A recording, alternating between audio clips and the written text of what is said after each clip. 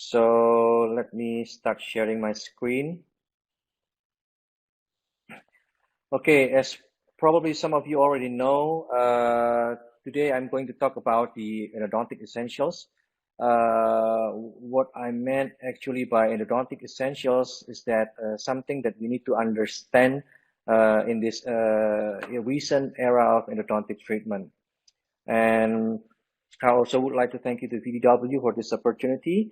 Well, I think we will have 3 hours today, if I'm not mistaken, Howie. So you're going to sit to your chair tightly for the next 3 hours, and hope you can enjoy that something I would like to share, and there is something valuable that you can take. So if you are talking about endodontic, there are 6 topics that actually I want to discuss with you today. First thing first is that we need to understand actually what is endodontic treatment is it, and secondly, how we can gain our excess cavity, and then how then we can shape our root canal systems, how then we can clean and disinfect, and finally we need to seal our root canal systems. And I'm going to discuss just a little bit about managing open apex because some of you might have this case in your daily practice, and recently there are quite many questions that came to me about this kind of cases. So if we are talking about endodontic, I think I would like to understand what is actually the definitions of endodontic. If we see the endodontics actually is the branch in dentistry that is concerning about the morphology, physiology, and also the pathology of the human dental pulp and periapical tissue. And it has 2 objectives. Why it is so important that I underline the 2 objectives things? Because endodontic will always have treatment objective and will always have final objective. Why it is important? Because back in my university at the time when I was undergrad students, I always thinking that in order to save tooth, we need to do some endodontic treatment. Well, actually, it's not wrong. It's right. But I just want to emphasize is that the treatment of the objective treatment of endodontic is not just saving the natural tooth. Saving natural tooth is the final objective of endodontic treatment. But the objective of endodontic treatment, how we can completely clean all the pulp chamber, how we can shape, and then how we can disinfect, and how we can fill all the canals nicely. Because if we don't fulfill the objectives of the endodontic treatment, then we will not be able to fulfill the final objective of endodontic treatment. If we are thinking that the objectives of endodontic treatment is directly to save natural tooth, then we might forget how important we need to put our time in cleaning, in finding those canal, and shaping those canal and fill. So what we have to understand that the treatment objective is how we can completely clean all the systems.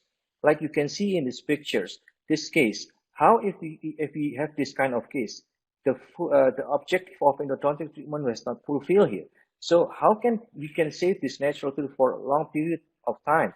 Because suddenly now there is a lesions and there is a symptoms for the patients. So what we need to do is that we need to correct it. We need to fulfill the endodontic treatment objective itself. We need to find the canals, we need to disinfect, we need to seal, and we need to furthermore restore with good restorative treatment, and we will fulfill the final objective of endodontic treatment.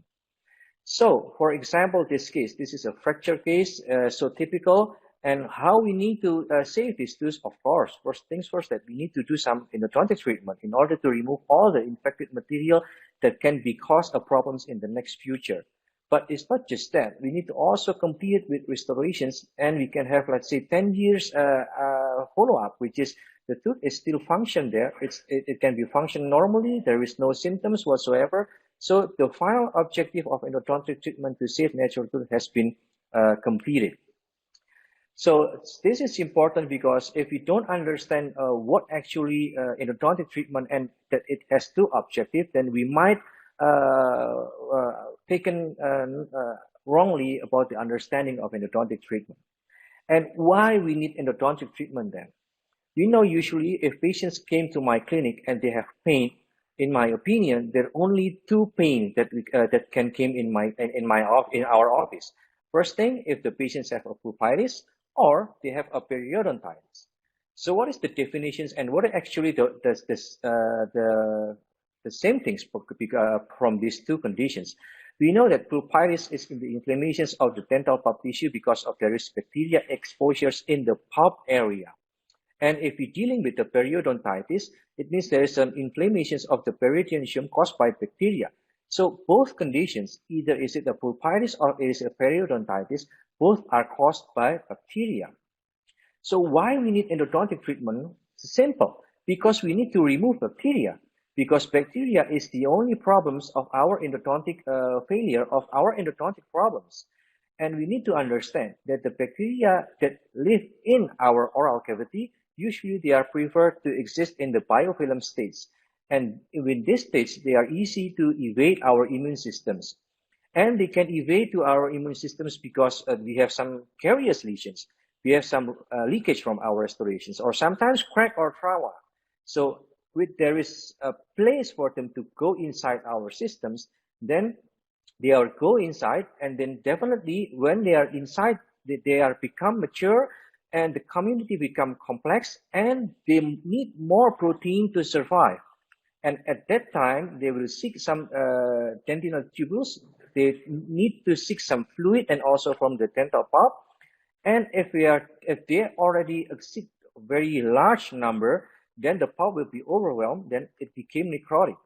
So once the necrotic pulp stage has been occurred, then it will be a very good conditions because they have so rich in protein that the bacteria will need that to multiply. And when it's the multiply, they can release some endotoxins and they can create periapical inflammations, and this can create periodontitis. Either this is with or without a lesion. So we need to understand that the main issue is always bacteria. I always told to my friends, to my colleagues, that for example, if you have a broken file, the problem itself, the main problem is not the broken file.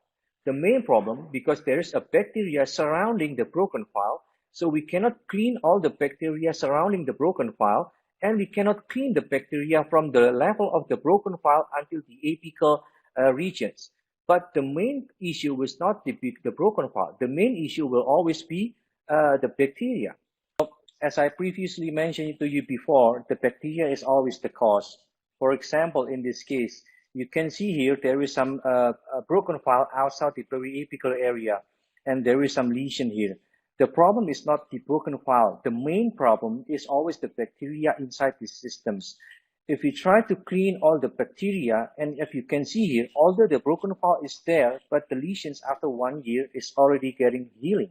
So what is the point in here is that the bacteria will always be the main cause of the endodontic failure and problems. Then how we now to proceed our endodontic treatment, or how we can do our endodontic treatment nicely.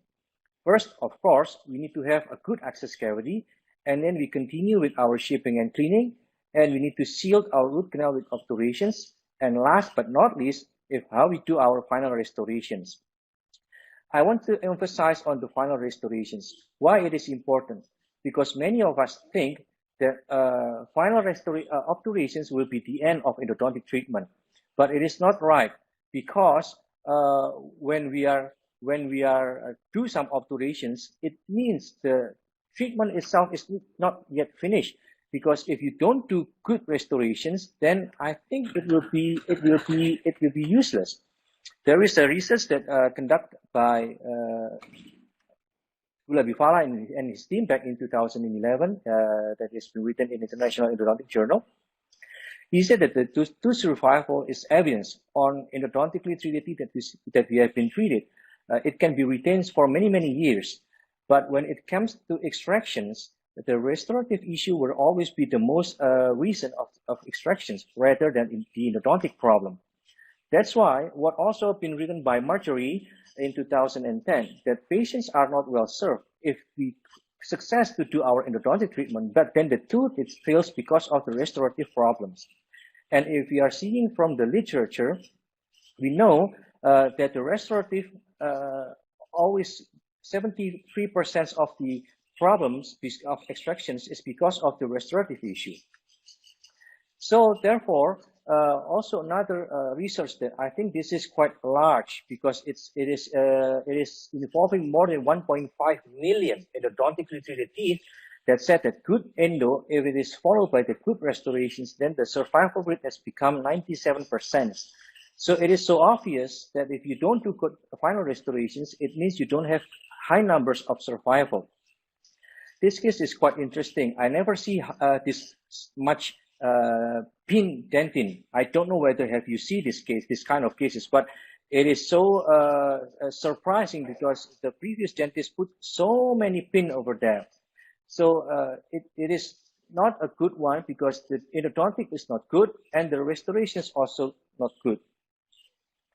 So that's why we need to understand that if we don't do good final restorations, then I think it will be impossible. So, but unfortunately, if we are doing our endodontic treatment, we know that no matter how good you do, the reductions of the tooth structure is evident. If we can see from these structures, if we can see from this literature, by doing our access cavity, we lost 5% of stiffness. And clinical study has clearly suggested if you have more dentin, it means you have higher fracture resistance. It means you have a higher retention. So we need this dentin. We need the healthy tooth structures. That's why recently we need to think different. What is the think different in this case? We need to think the new concept in endodontic treatment that the less is more. What is actually the less is more? If we are not removing that much dentin, it means we are trying to saving dentin. It means we get more beneficial in the future because the higher the resistance, because the more tooth structures that we have. So what is actually this less is more concept into dentistry? We heard many times, we have many terms about the minimally invasive dentistry. And what is actually this minimally invasive dentistry is that how we can apply a systemic respect for the original tissue. And from this minimally invasive dentistry,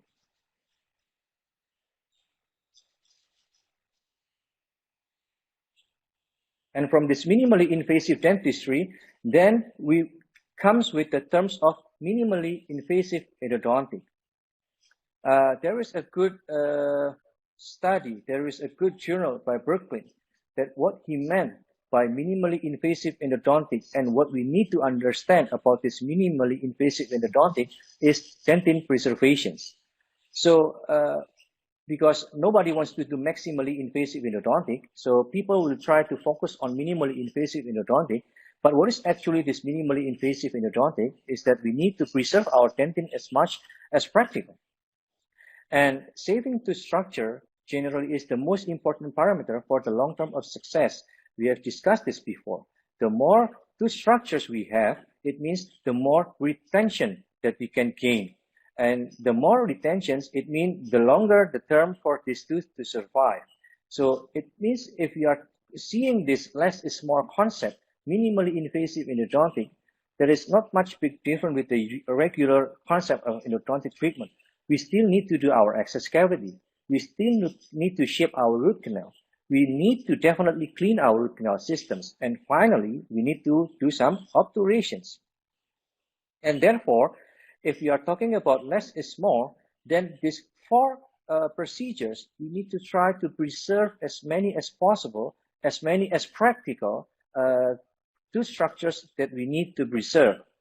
So therefore, if we are talking about access cavity, in order to fulfill this less is more concept, we have to understand that the access cavity is very important, because with good access cavity, we can permit the removal of all the chamber's content. We can permit complete and direct patients of the floor of the chamber. We can provide direct access as direct as possible to the apical third of the canal. And access is always crucial. I always said that, in my opinion, access cavity is the most important. I don't care how good we can shape a very curved root canal. How can we shape as curved canals? But if you cannot find the canal through good access cavity, it means it's impossible. You cannot find anything. For example, ledge. How many of you have this ledge? I always found this ledge as a referral case that is quite challenging for us.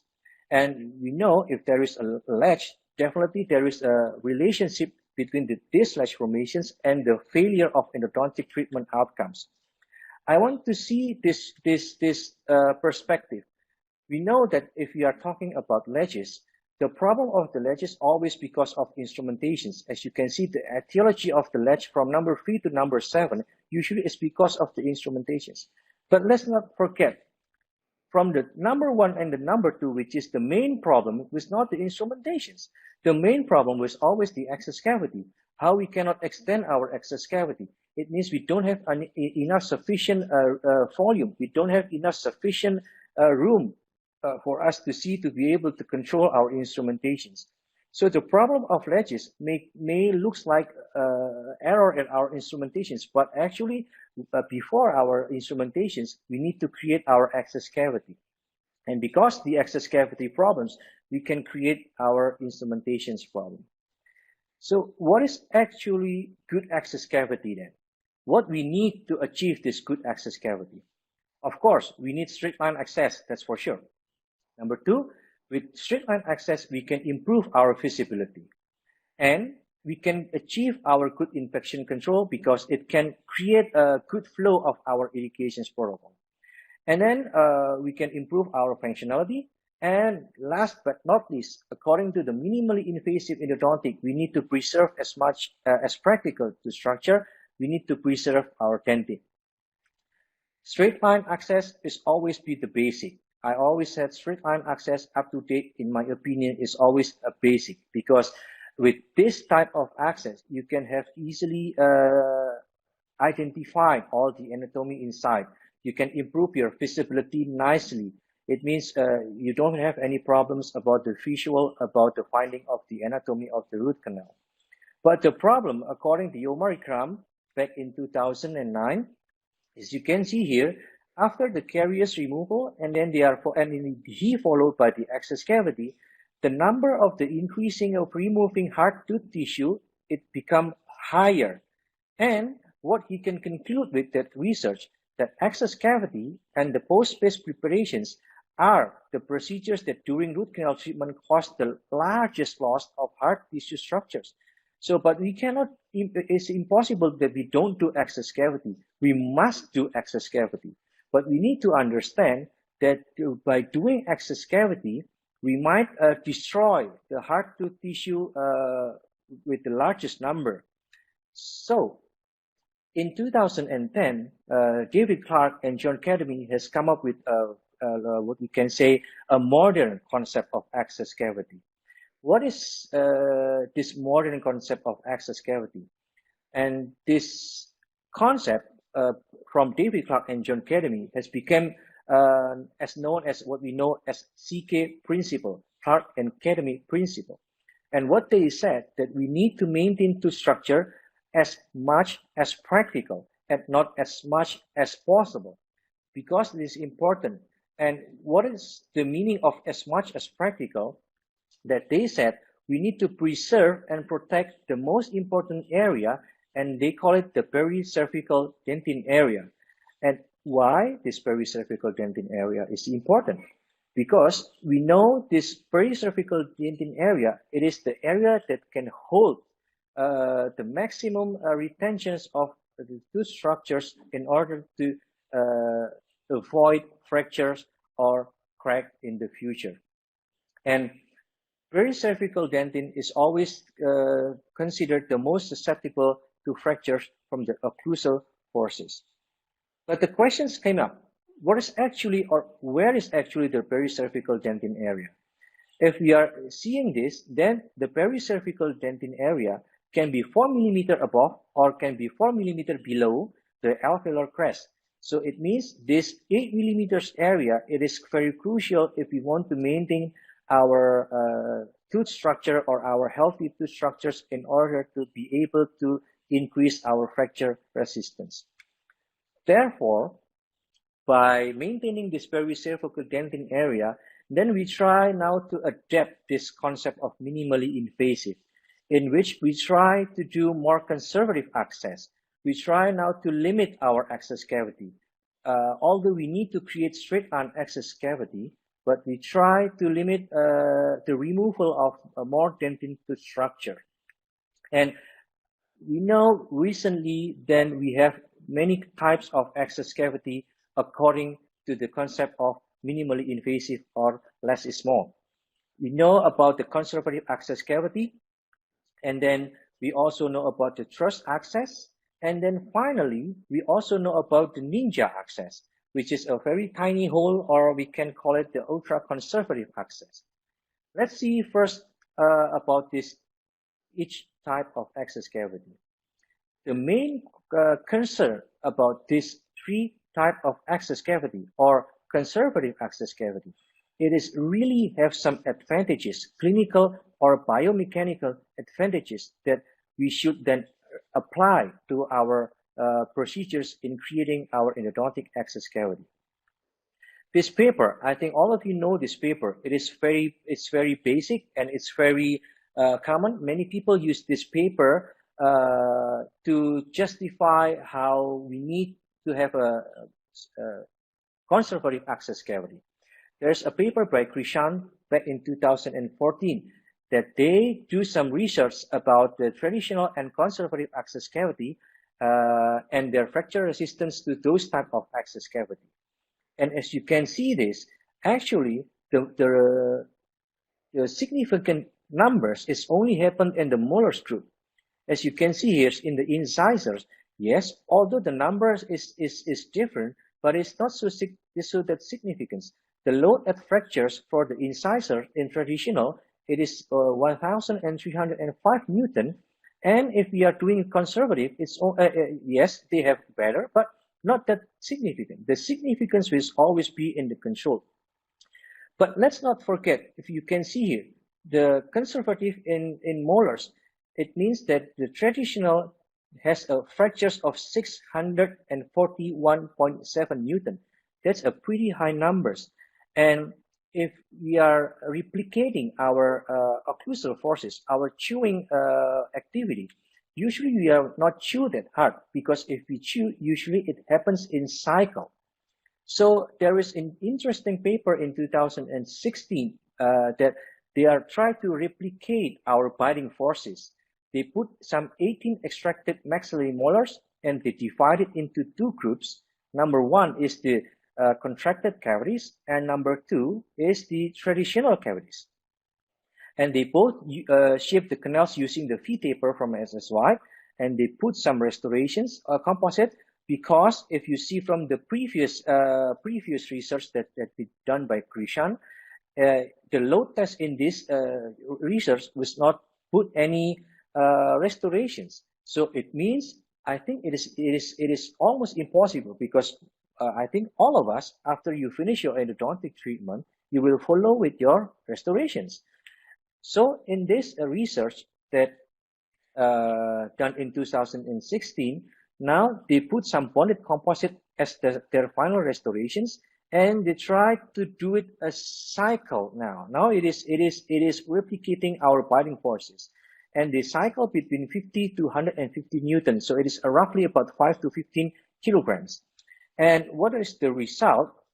There is no significantly differences in the biomechanical responses between the contracted and the traditional access cavity in the maxillary molar.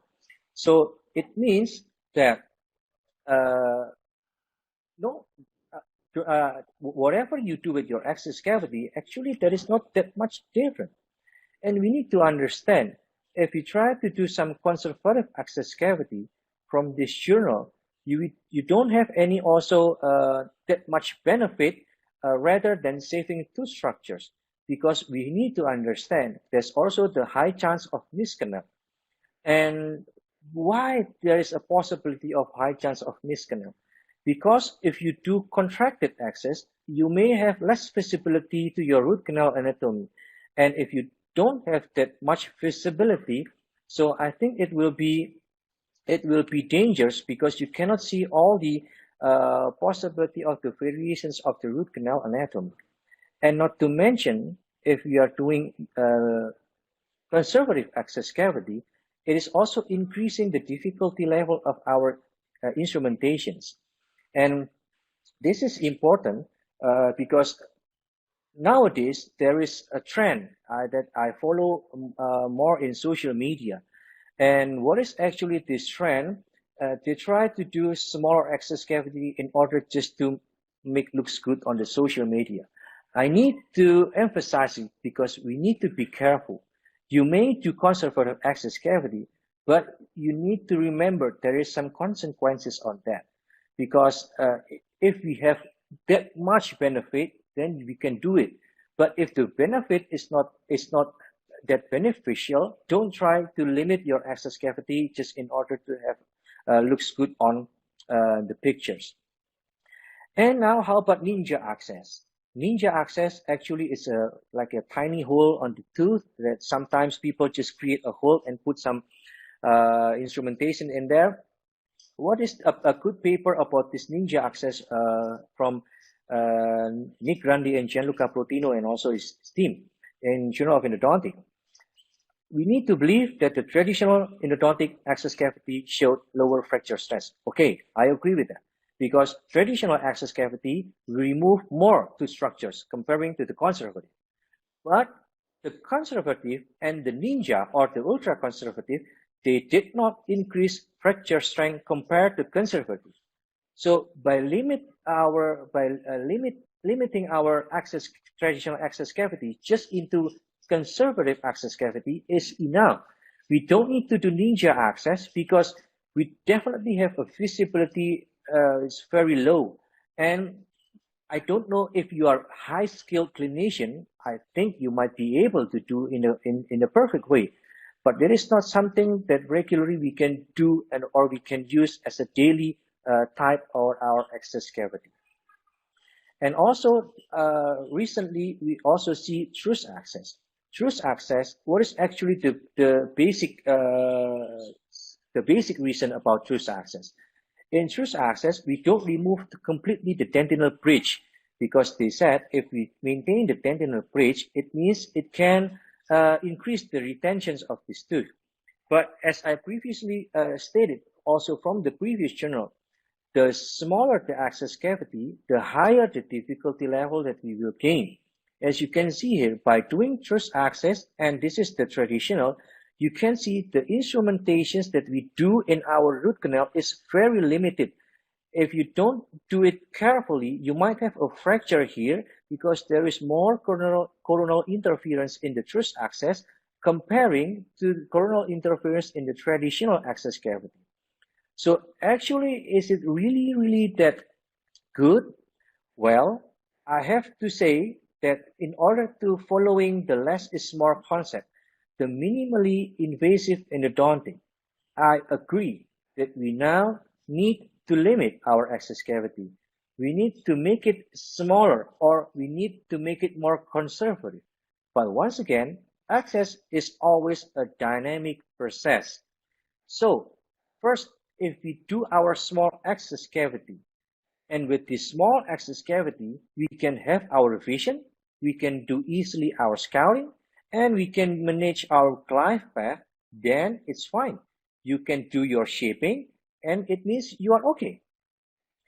But if you do small access cavity and you don't have much good for vision, and you cannot do any scouting or even create glide path with an easy way, then it means don't try this and don't continue with this type of access.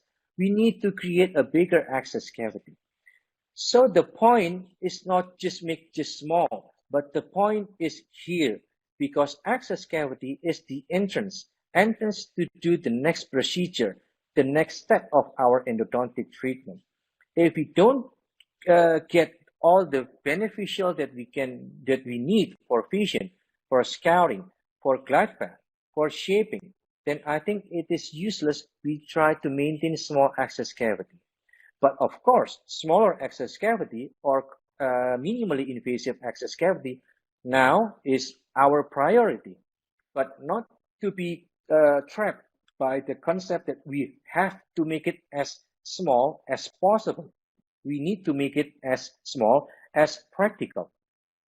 So you can see here, this is the maxillary molar. If we try to make, let's say, conservative access cavity, yes, you can see mesiobuccal, distal buccal, palatal here. But don't forget, if you take it differently, if we try to modify it a little bit by creating a little bit bigger of our access cavity, you might see differently. There is a mesiobuccal too over there. And if you don't do this type of access cavity, you try to maintain this type of access cavity, you might have a missed canal of the MB2. So once again, minimally invasive or conservative access cavity is always our priority.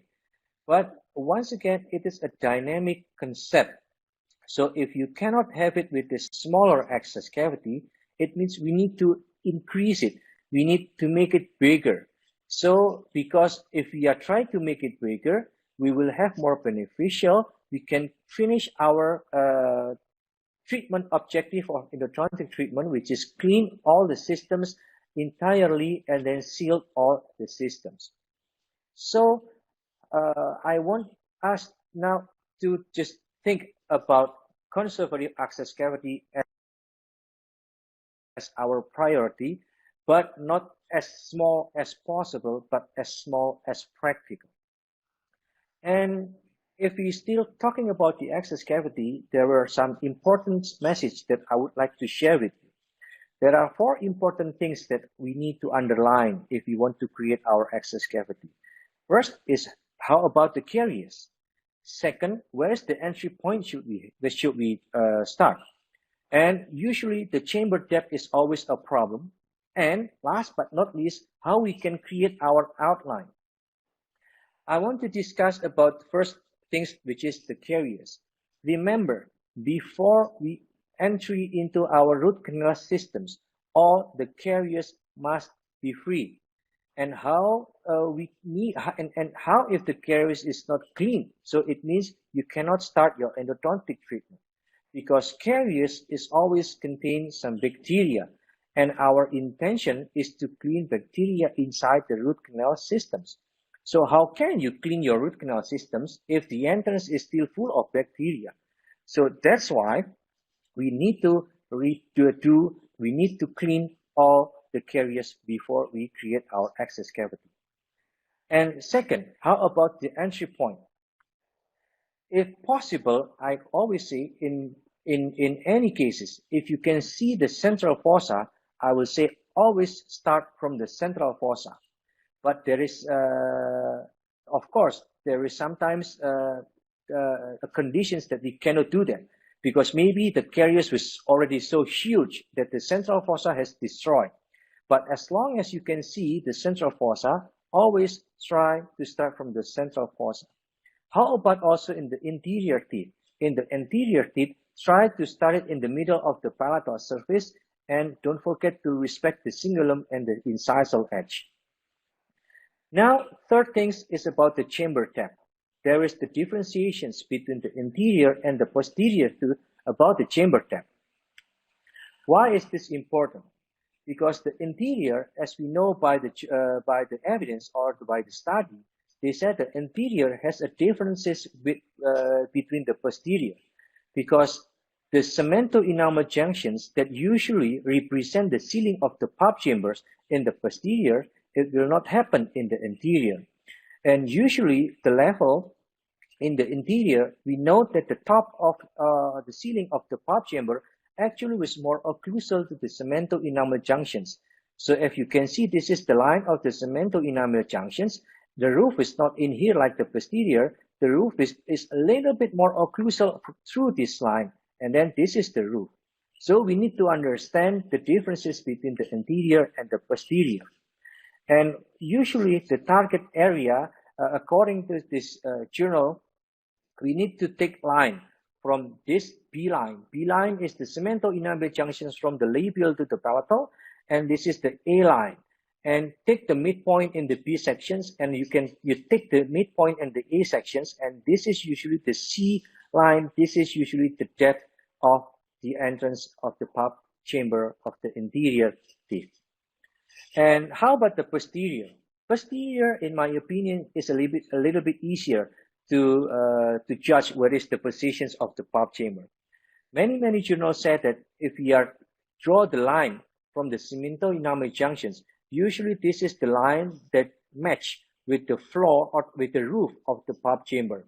So when you hit your burst in the cemento enamel junctions, it means you are already reaching the pulp chamber. So the depth of the insertions of your burst will be stopped at the cemento enamel junctions. Don't go further beyond that because you might create a perforations.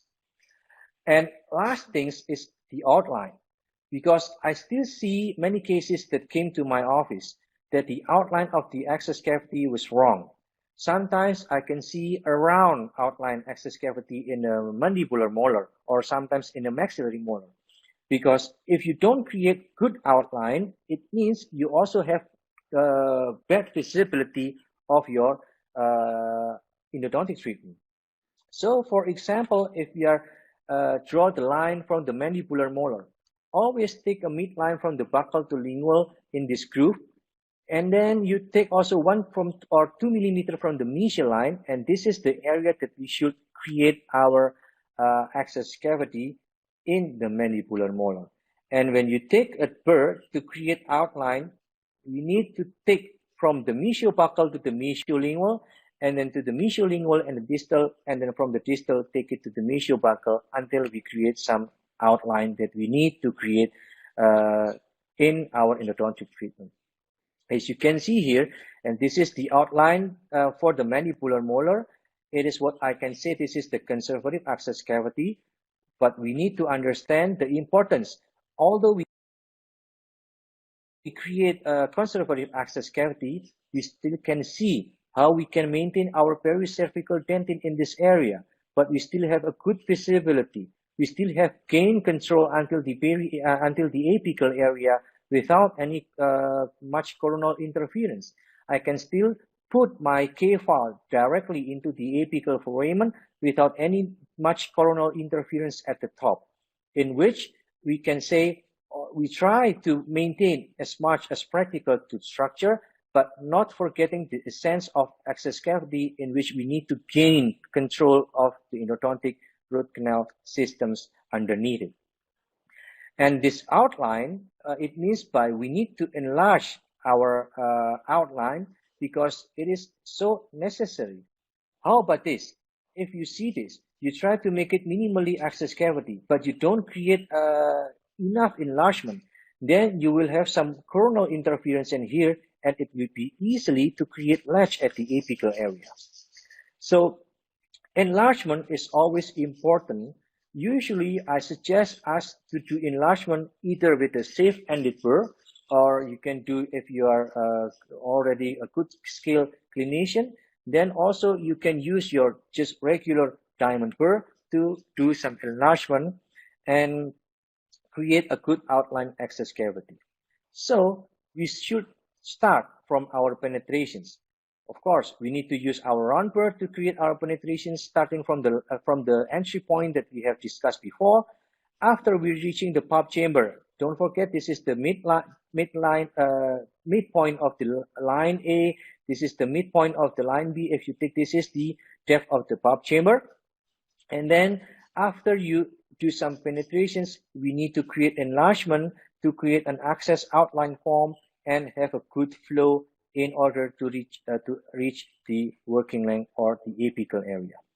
But make sure you need to check if there is any overhanging that maybe it can trap some residual pulp at the corner. You can use your Endo Explorer to check is there any some pulp. As you can see, there is some pulp tissue over there, and it will definitely endanger our restorations protocol because it might have a good fit with that, and it might create leakage in the future.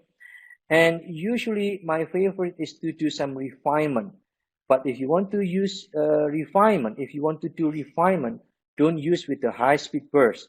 We need to use with the ultrasonic. It means we need to try to maintain as conservative as possible, because with the high speed, definitely you will destroy more tooth structure. And this is the outline form of the maxillary central incisor. As you can see, we still can try to do some conservative access cavity without forgetting the enlargement, and we can still gain the apical control area without any coronal interference at the coronal portions, and we still can maintain our pericervical dentin in a good way as small as practical. So after we creating our access cavity, of course, the second things that we need to do is to shape our root canal systems. Because shaping as a part of our root canal preparations is always important. So if you are talking about root canal preparations, it is a procedures that is involving to preparing our root canal systems to be obturated. And it means if we are talking about preparations, we of course talk about instrumentations.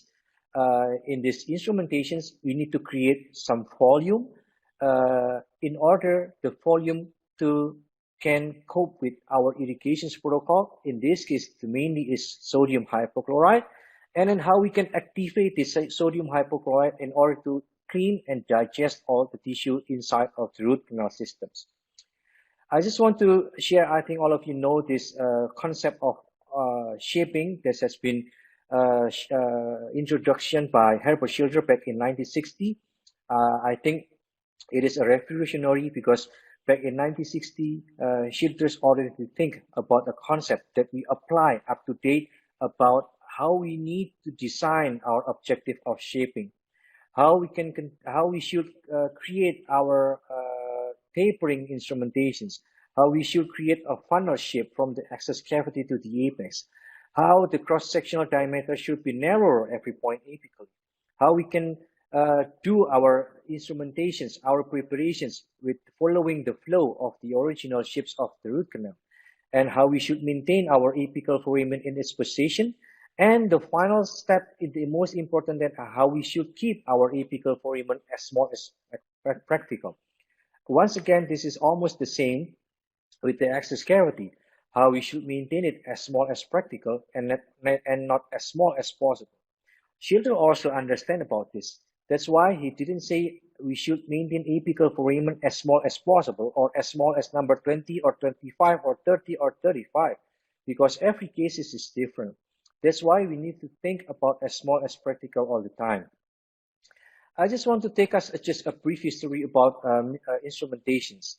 If we see about instrumentations, first endodontic instrument has been introduced back at that time by Edward Maynard, and in 1885 there is Kids Glidden drill. So Kids Glidden drill has been there for a long time, and then in 1889 the first endodontic handpiece was created at that time by Rollins, but it is rotations, 360-degree rotations, but it's only limited to 100 RPM.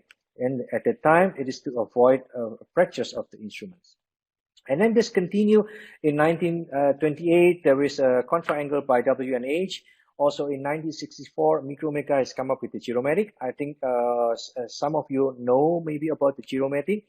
Giromatic is already reciprocal motions in the directions. And then we came up with the year of 1999. At that time, it is what we call the night-tie era. We have a new material, nickel titanium, that has been a replacement for stainless steel instruments, because this nickel titanium has more advantages comparing to the stainless steel instrument at the time. Also, with this year of 1999, with the night-tie coming up, we know the paradigm of early coronal enlargement concept at that time. What is mean by early coronal enlargement? It means that we need to remove coronal interference before we use our rotary instrumentations. Or at that time, we heard terms about pre-flaring or orifice opener, because we need to remove the coronal interference in this area in order to have a straighter angle of our instruments insertions. So that means we don't have any coronal interference, and we will have gain control easier in the apical part of the canal. And then after the early coronal enlargement came up, then people came up also with the new instruments coming in the market. Now there are new technique of shaping, we know about selective coronal enlargement. Actually, there is not much driven to the early coronal enlargement, but selective coronal enlargement, usually they came up with night-eye instrumentations. There is some preliminary enlargement in this coronal area, and it's carried out by instrument that has a greater taper at the coronal. So while these shapes, they also create some coronal enlargement at that time. Some of the instruments that we understand at that time is pro-taper, for example. We know there is an SX, in which XS is used to enlarge, to create preliminary enlargement. So by doing this, we can change the angle of insertions of our file into a straighter angle of insertions. But at that time, the point of the selective coronal enlargement is that we need to make our instrumentations can reach the length without any interference at the top, and we should create space for irrigants because irrigants will clean the systems. But the problem, how big we should create in order to have some effectiveness of the irrigants to work to clean all the systems. And we see from many textbooks, we know that some of them are recommended more than 25. So we can do at least 30, at 35. This is also some journals that said that apical preparations, of course, it will affect the irrigant replacement. So root canal enlargement to size larger than 25 is appeared to be improve the performance of sinus irrigations. But we need to remember that our root canal anatomy is not round in diameter. How about this? You want to touch the whole of this? You want to touch the whole of this? I think it's impossible. I think even you use 120K file, it will not touch that. So what we think about our root canal, that maybe it's round, it is completely wrong, because most physiological foramen of our root canal is not round, but it's oval. So if it is oval, so it means we cannot touch all the area of our root canal by our instrumentations, because not mostly, but all our instruments are round. So like this, it is not round, it's oval. But if you want to create a round like this, so it means we need to remove more dentin tooth structures, in which case now we need to understand, now we need to try to limit ourselves to remove as much as practical our dentin or tooth structure. So the questions always exist. What kind of instrumentations, what size of instrumentation should I put to have enough space for the irrigations to work? That the answer will be, there is no magic number, as Schilder said. It's got as small as practical is always be the answer. And no matter what type of brand, what type of taper, what type of size the instrument you use, according to the evidence, 15 to 30% of the root canal walls will remain untouched by the instrumentations. Because if we think the root canal is round, the reality is not that. The reality, most of the canal are irregulars. Sometimes it's like this. Sometimes it's like this. So it means it is impossible for our instrumentations to touch all the canal walls, as you can see. And it's like this. What do you want to do? You see, it is already so thin. What do you want to do with this? You want to make it like that, or with creating some stripping perforations, or you just want to maintain this big and do more cleaning in this area?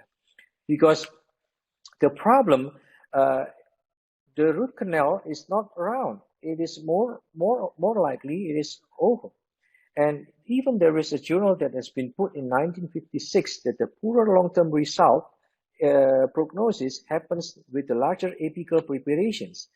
And this is also that the crack was observed when we use larger file, because if you're using rotary files with a large number, it could potentially cause a crack on the apical surfaces. As you can see here, there is a crack if we do it too large, like this. It is too large and there is a crack over there.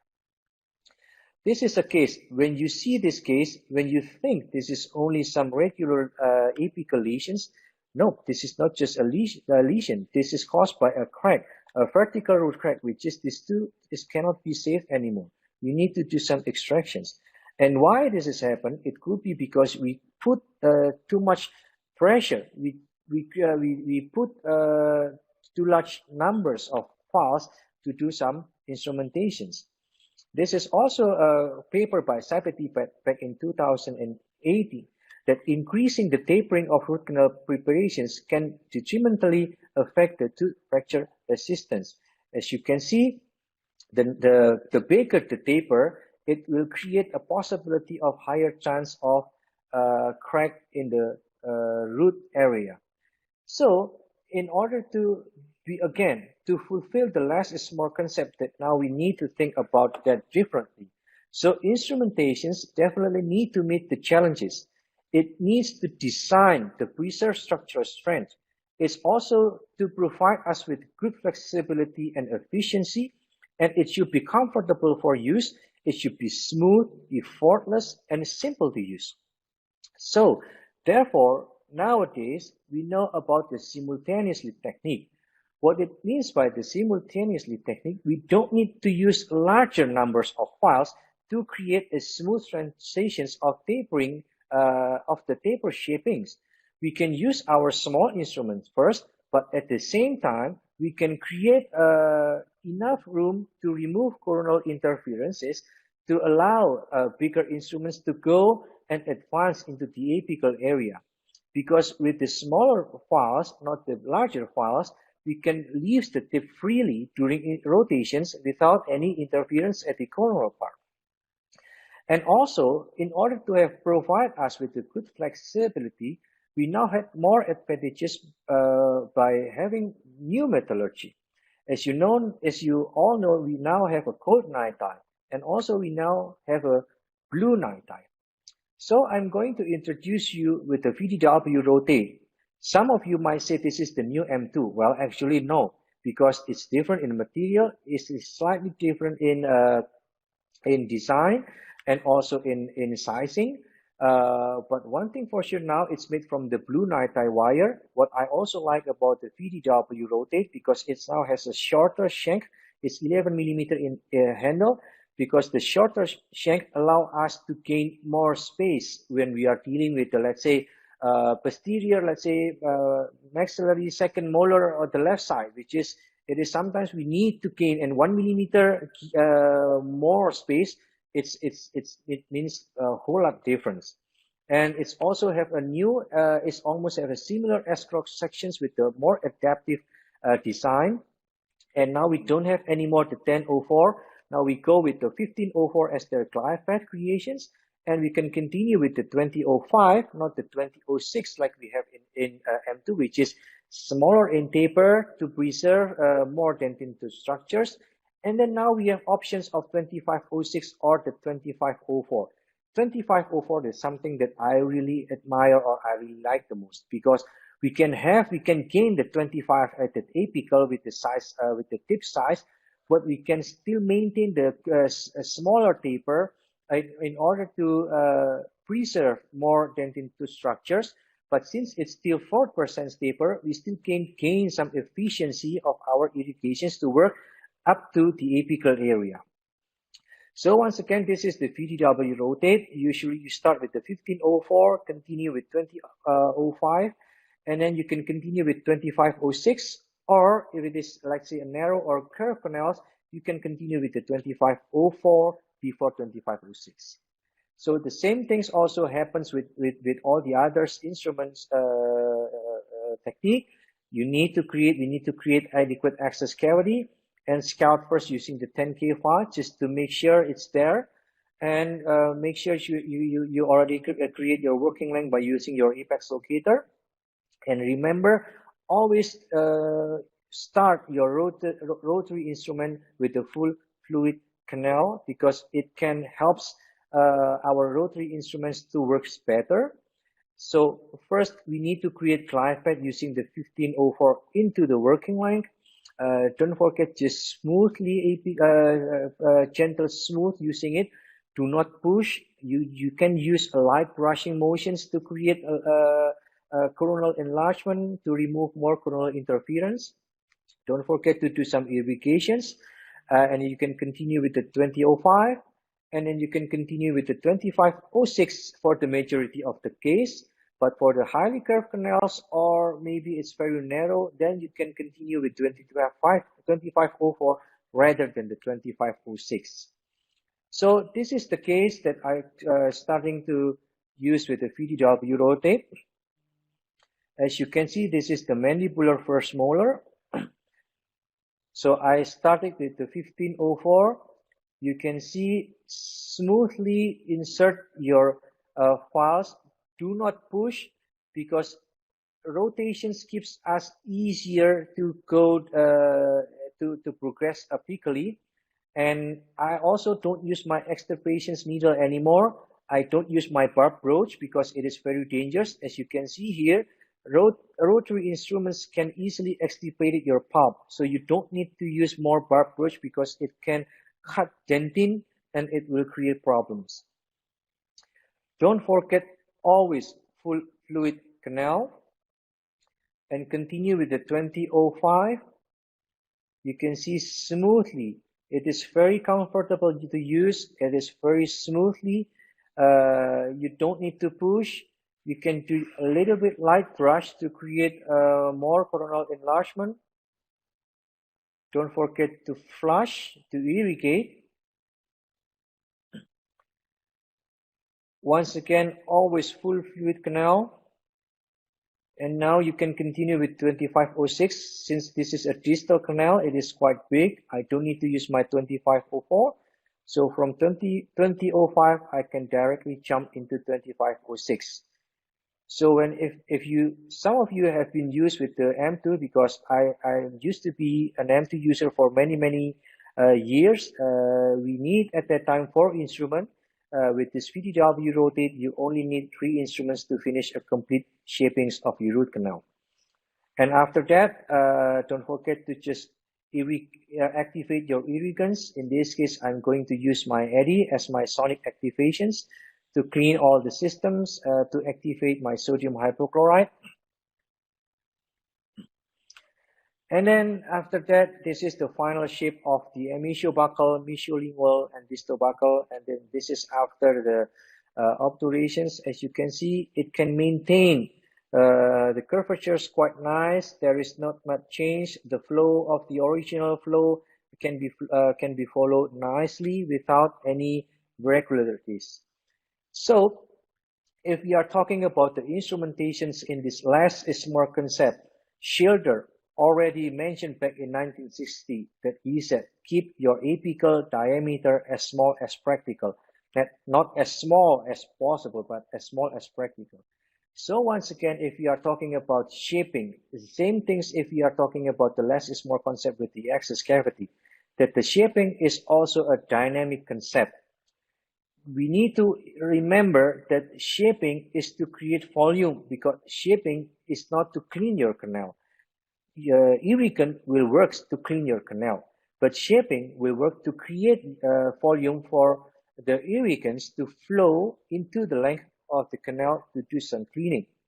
If we create some volume and we think it is enough for our irrigations to flow into the length, it means your shaping is done. But if you want to have if you think that it is not enough to make your irrigants go into the length, so it means you need to have a bigger shaping.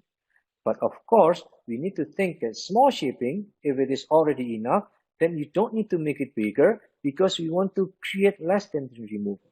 So for example, this is the case that I've been worked at the time with the M2, because at the time there is still no rotate. And in this typical of distal canals, I can stop only until 1505. But I can make it a larger taper at the coronal. Even I use 1505. If I put my little brushing, so I understand I will not create 1505. Maybe I create at the time 6% taper, not 5% taper, because I introduce brushing motions to create more coronal enlargement. And why I need to do that? Because I want to make it funnel or taper enough to make my irrigants can go into the root canal and have a better flow into the length and clean the systems. So, for example, if you want to do this with 2506, you might reaching the length, but you have a very high chance of fracturing the instruments, or maybe you have a high chance of creating ledge. Remember, Schilder always said as small as practical. So it means if we think it is enough to be able to accept our irrigants into the length, so it means it is enough, we don't need to make it bigger. So as a part of root canal preparations, so now we can talk about our cleaning protocols or our irrigations protocol. Because if we are talking about cleaning and disinfected systems, it is always a part of preparations. You can see here, on the left side, it is an original root canal space. On the right side, it is an instrumented canal, root canal. If we combine these two images, you still can see there is a green line and the red line area. So this is the area that our instrumentations cannot touch. So if you remember, I don't care what kind of brand, what kind of size or taper your instruments you use, but still there is a 15 to 30% of the area in the root canal that has not been touched by our instruments. So it is impossible to remove all the bacteria, because once again, it's a systems. So we need something to help us understand that we need to be able to clean more inside the systems. There is a good paper by Jose Siqueira. I think some of you or maybe all of you know who is Jose Siqueira. In the Journal of Endodontic 2008, he mentioned clearly that we all have a threshold. Our immune systems have a threshold. If the number of the bacteria inside the root canal systems go past beyond this threshold, then the symptoms will occur, both clinically or radiographically. So what we need to do with our endodontic treatment, with our preparation, shaping, and cleaning, we need to reduce the number of the bacteria up into the level below the threshold. Because it is impossible for us, as like what the Siqueira said, because it is impossible for us to reach at the zero level. Therefore, we need to reach our goal, which is we need to reduce our bacteria populations inside to the root canal just to a level below it's necessary. Just in case we need to do that in order to induce or to sustain the disease. If what we do has not passed beyond the threshold, for example, we do only in this area, so it means we don't do good enough shaping and cleaning or maybe obturations, it means the clinical symptoms is there. But if we do make the bacteria populations go below the threshold line, so definitely we will get a healing. But we will not be impossible for us to reach this level, because root canal systems will not be able to be sterilized. That's why what we know is about the terms of disinfections rather than sterilizations, because sterilizations of the root canal is almost impossible to achieve. If we are speaking about the infections of the root canal, you know, primary root canal infections is caused by the bacteria. There is some paper that they are conducting research about what type of bacteria that usually exist in the field of root canal treatments. Usually most of them are streptococci, and it's enterococcus. Also, there is some yeast inside the root canal that has been filled endodontically 3D. So usually, once again, this bacteria, usually they always there, and they always perform in the biofilm state, because biofilm state, it is a state that is more favorable to the bacteria, but unfortunately, this is the state that is more difficult for us to clean and to remove. As you can see here, usually the bacteria is it's there, and it is isolated by the periapical lesions or the granulations tissue, which is it is more difficult for us to clean. So if we are talking about the preparations, I'm not going to be bored to saying this, but what we can do with our instrument is only we shape the canals. We did not clean the canals with our instrument. But if we want to do some cleaning, we will definitely need our irrigations to work to clean all the systems. That's why file do not clean the canals. There is an interesting paper back in 1987 by Craig Baumgartner at that time. He used a single canal bicuspid, and they scraped only one side of the canals. So from the round canals, they scraped each side with instrument, and the other side, they did not do any instrumentations. So then they continue to use the 4 types of irrigations. They use saline, they also use sodium hypochlorite, they use EDTA, and they use the combinations of sodium hypochlorite and EDTA. And then after that, they split the tooth and they evaluate it with the scanning electron microscope. Interestingly, if you can see the conclusions from this research, if we use only sodium hypochlorite as the only irrigants, the pulpal remnants and the predentin were removed from the uninstrumented part. So the instrumented part of the canal that's scraped with our instruments, in fact, they don't clean. It's still there. The debris is still there. The dentin, predentin is still there. So therefore, if we are using only sodium hypochlorite, this is confirming that the files do not clean the canals, because the site that has been touched by the instruments, even we use sodium hypochlorite, the debris is still there and it cannot be cleaned. But if we use both sodium hypochlorite and EDTA as the combinations, you can see here the result. Both instrumented and uninstrumented halves of the root canal are clean if we are using sodium hypochlorite and EDTA. So it is clear we need to use the combinations with the sodium hypochlorite and EDTA as our irrigations protocol and irrigants, and instruments whatsoever, they do not clean the canals. And therefore, only 15 max to 30% of the canal still remain untouched of the instrument.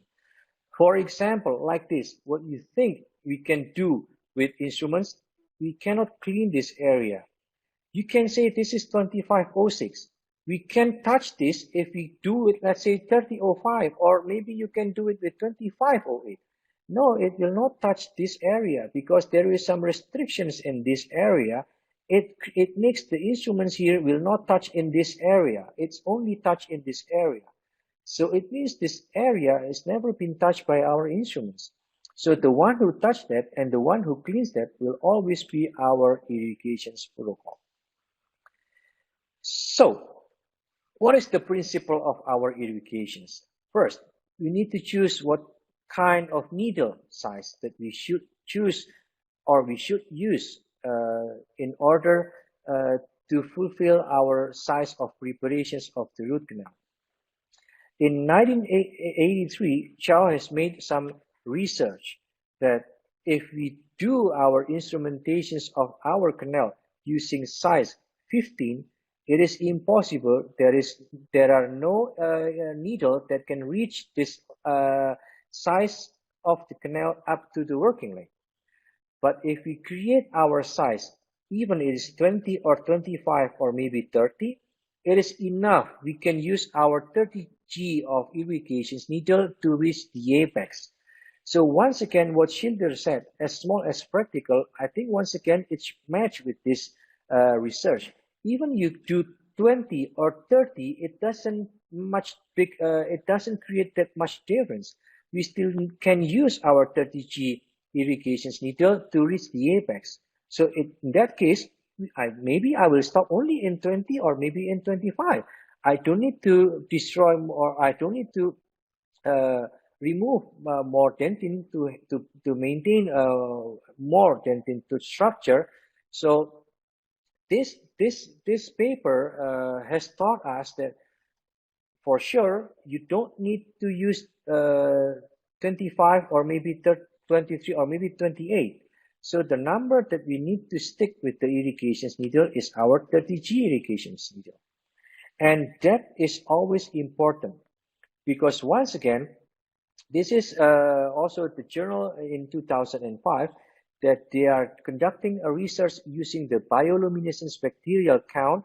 If you see here, the color, it means it's indicate the number of the bacteria. So if the color goes red, it means the number of bacteria is high.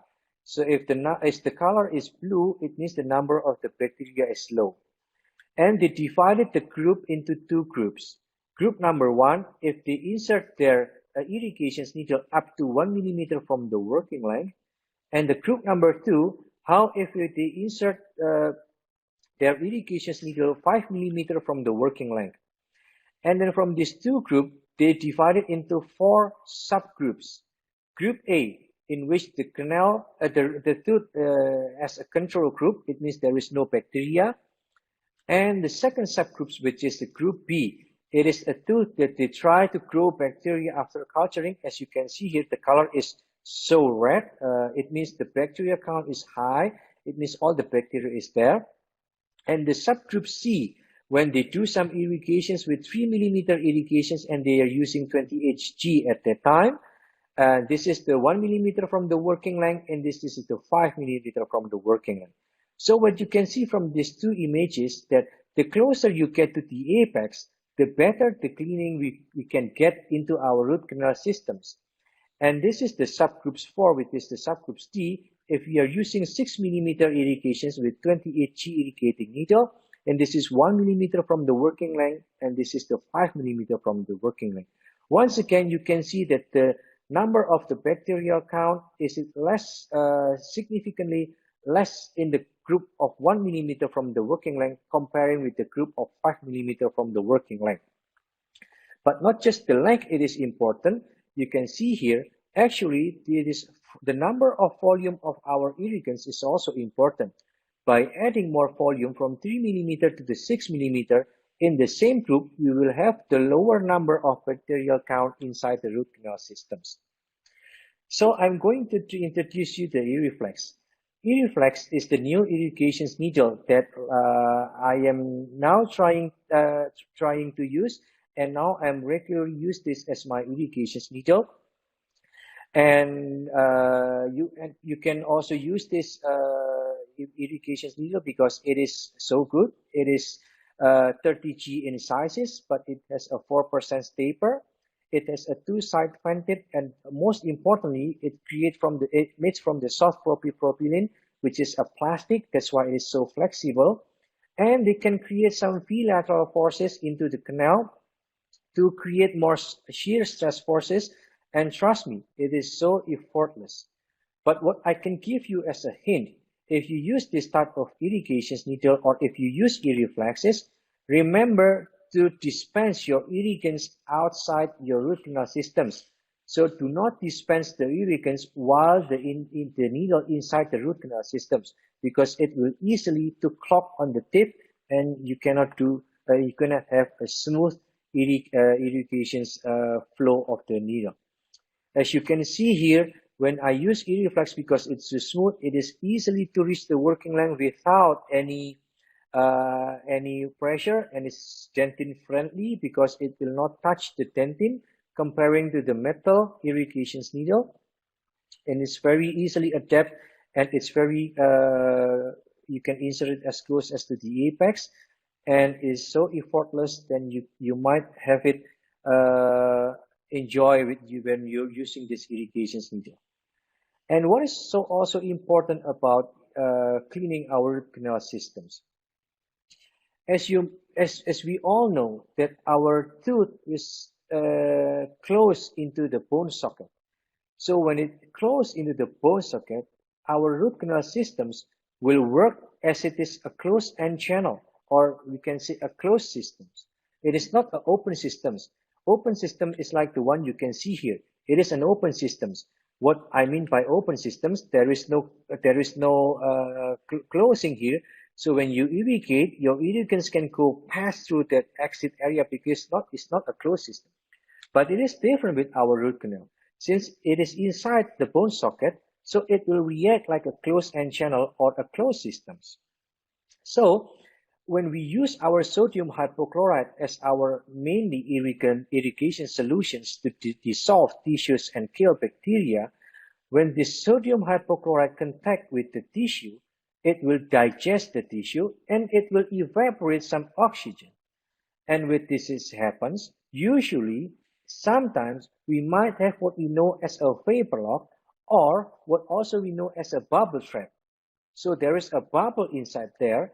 It means that the irrigations cannot reach the length because there is some bubble trap there that the irrigants cannot penetrate it into the apical area.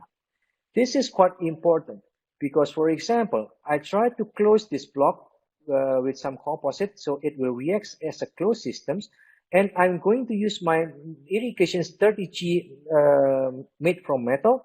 As you can see, I cannot hardly reaching the apex, and I cannot clean this apical area because it is a closed system.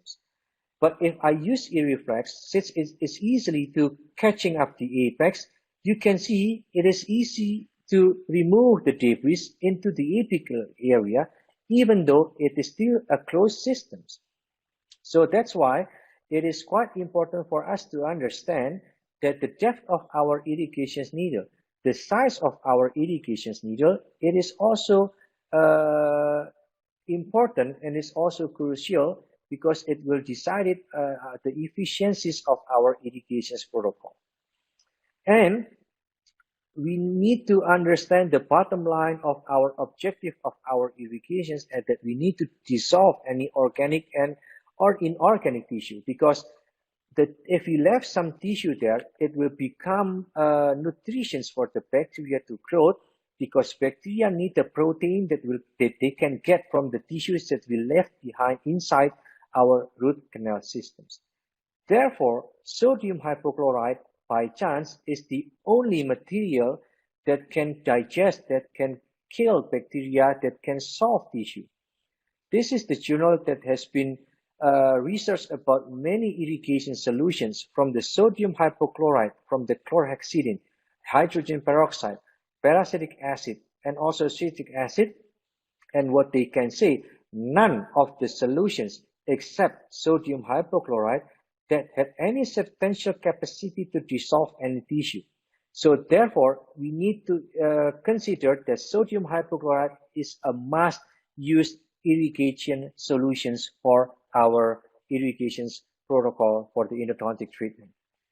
And if we are talking about the capacity of the sodium hypochlorite to digest tissue, we know the fresher the tissue, it is a most rapid dissolutions. And if we are dealing with the necrotic tissue, the soft timing of the sodium hypochlorite was less comparing to the fresh tissue. And the longest time to take to digest is the fixed tissue. So if we are talking about the sodium hypochlorite, usually the main topic or the main debate was the concentrations.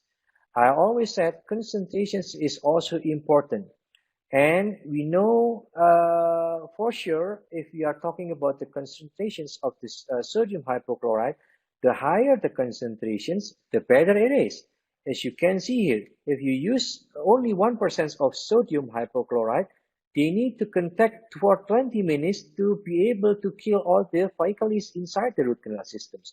But if you use 5% of sodium hypochlorite, you only need less than 30 seconds to clear all the faecalis inside our root canal systems. So this is clear that the higher the concentrations of the sodium hypochlorite, the better the result and the faster itself to digest all the tissue inside the root canal systems. Also, if we are asking a survey that has been done by American Association of Endodontics, all of the members, majority of all the members are using more than 5% concentrations of sodium hypochlorite. It means that the higher, the fuller strength of sodium hypochlorite, it is also important. And this is the classical guidelines that usually people use. The minimum volume is 1 to 2 millimeter each time of irrigations. We need to also improve apical efficiency of our irrigations that we need. That's why we need to use our patency file as our apical patency protocols, and we need to use at least 30 minutes of sodium hypochlorite to reach a good cleaning.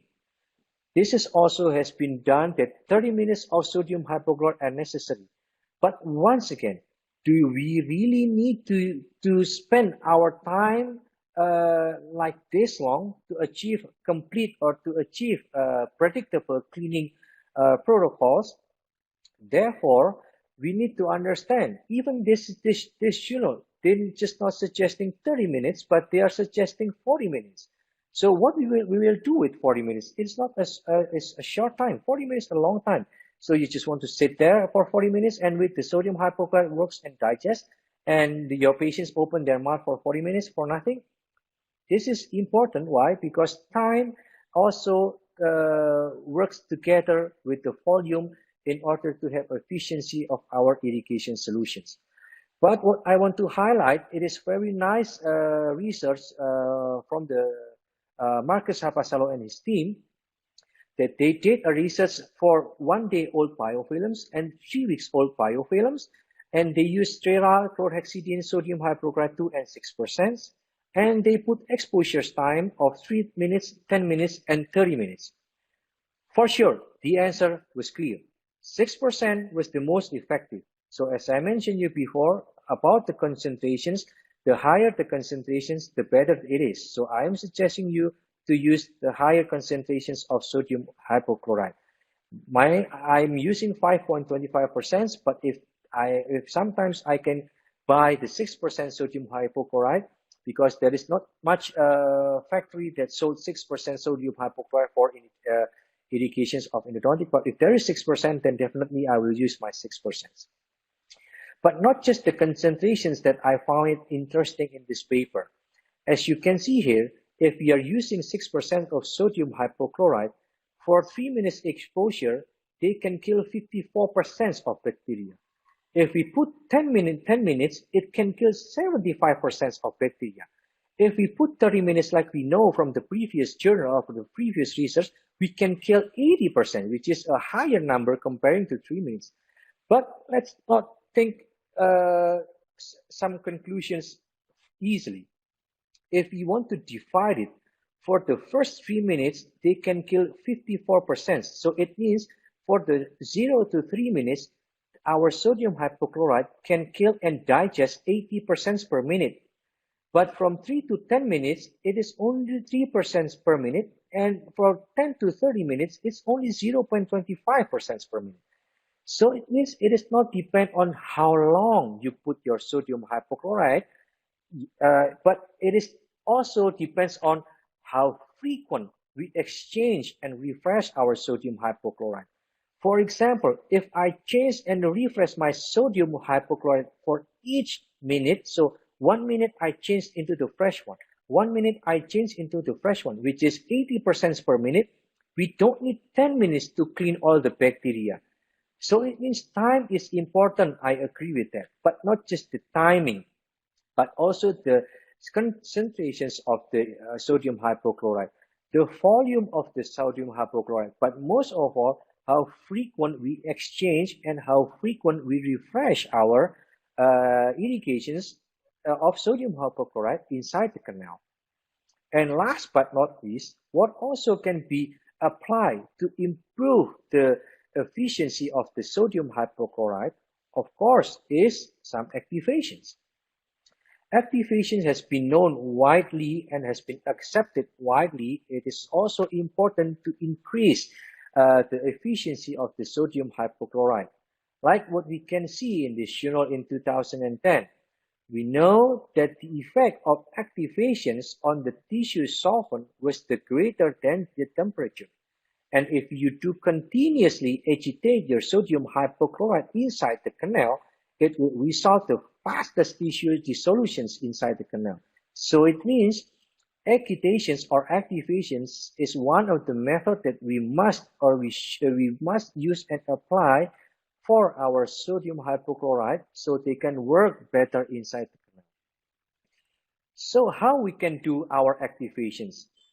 First technique that I'm sure all of us, many of us, maybe all dentists can use this, because you don't need a high-tech instrument. All you need is just a gutta percha, and you need to do what we know about the manual dynamic activation. It means that by using our gutta percha, we need to insert our gutta percha into the root canal, and we need to activate our gutta percha inside the root canal up and down in order to have better effect of the solvent of sodium hypochlorite. So you can see here, if we are comparing the manual dynamic activations, that they said that the manual dynamic activations is better than just we use only regular syringe irrigations. So it means we need to also apply more activations into our irrigants.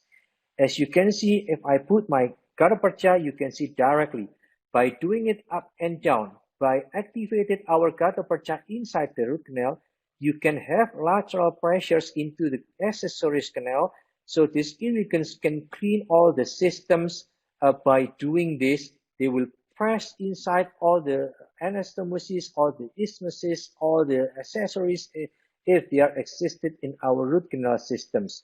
So, but if you just put your irrigants there and you don't do any activations, the irrigants will stay there. So we need something to activate in order in a shorter time, we will have the same effect like if we put it in a longer time. So manual dynamic activation is just a technique, a basic technique that we can apply. What else that we can use? Of course, if we want to use it with some technology, or if we want to use it with a better predictability, of course, we need to use it our ultrasonic, because ultrasonic has been shown by evidence, it has a tremendous effect on cleaning. You can see I put some dye in this one canal of premolar and this one canal in premolar, and now I'm going to use my ultrasonic tip inside the canal and try to activate. As you can see, this is my ultrasonic tip, and once I activate it, you can see there is a pressure of the dye as our irrigation solutions that goes laterally and clean all the isthmuses between this canal and those canals. So this is something that we need to be aware that it is happened in our systems, because root canal is not just a canal, it is a systems. And if you just put it like this, you don't apply any activations, there is no pressure laterally comparing if you put into this area. But if you put maybe both this and this area, as you can see it, now I'm putting my ultrasonic in this area. Now in this side, they try to press laterally and clean the isthmuses better. You can see it. Now it's continue to have a continuous connections between one canal and the other canals. So this is a systems that definitely we need to put attention on to cleaning. Our shaping cannot clean this area. What can our shaping do is to create this volume so our irrigants can go into the length, and we can do some activations to activate our irrigants into the area that cannot be penetrated with just normal technique of irrigations protocol. So we know why we need to have this type of activations, because most of the failure of our endodontic treatment usually it caused by the persistent apical periodontitis. And usually if there is some persistent apical periodontitis, usually there is a presence of microorganism inside the root canal. And the majority usually if there is some isthmuses. As you can see, this is the mesiobuccal and this is the mesiolingual. You can see there is some isthmuses that's still full of debris and a possibility of bacteria by histological image. So this is something that we need to put attention on it. But the question is the same. Up to this moment, all the ultrasonic device that can be used to activate our root canal systems, it is made from metal. So how if we do a case like this, can I use my ultrasonic up into this level? The answer will be no, because it is dangerous.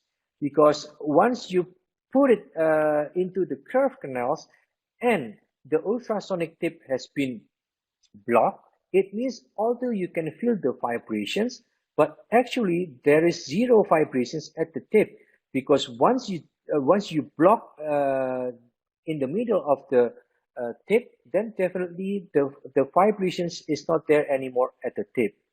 So therefore, we also have some options if we want to try to activate our irrigants beside our ultrasonic, is how if we can use now sonic.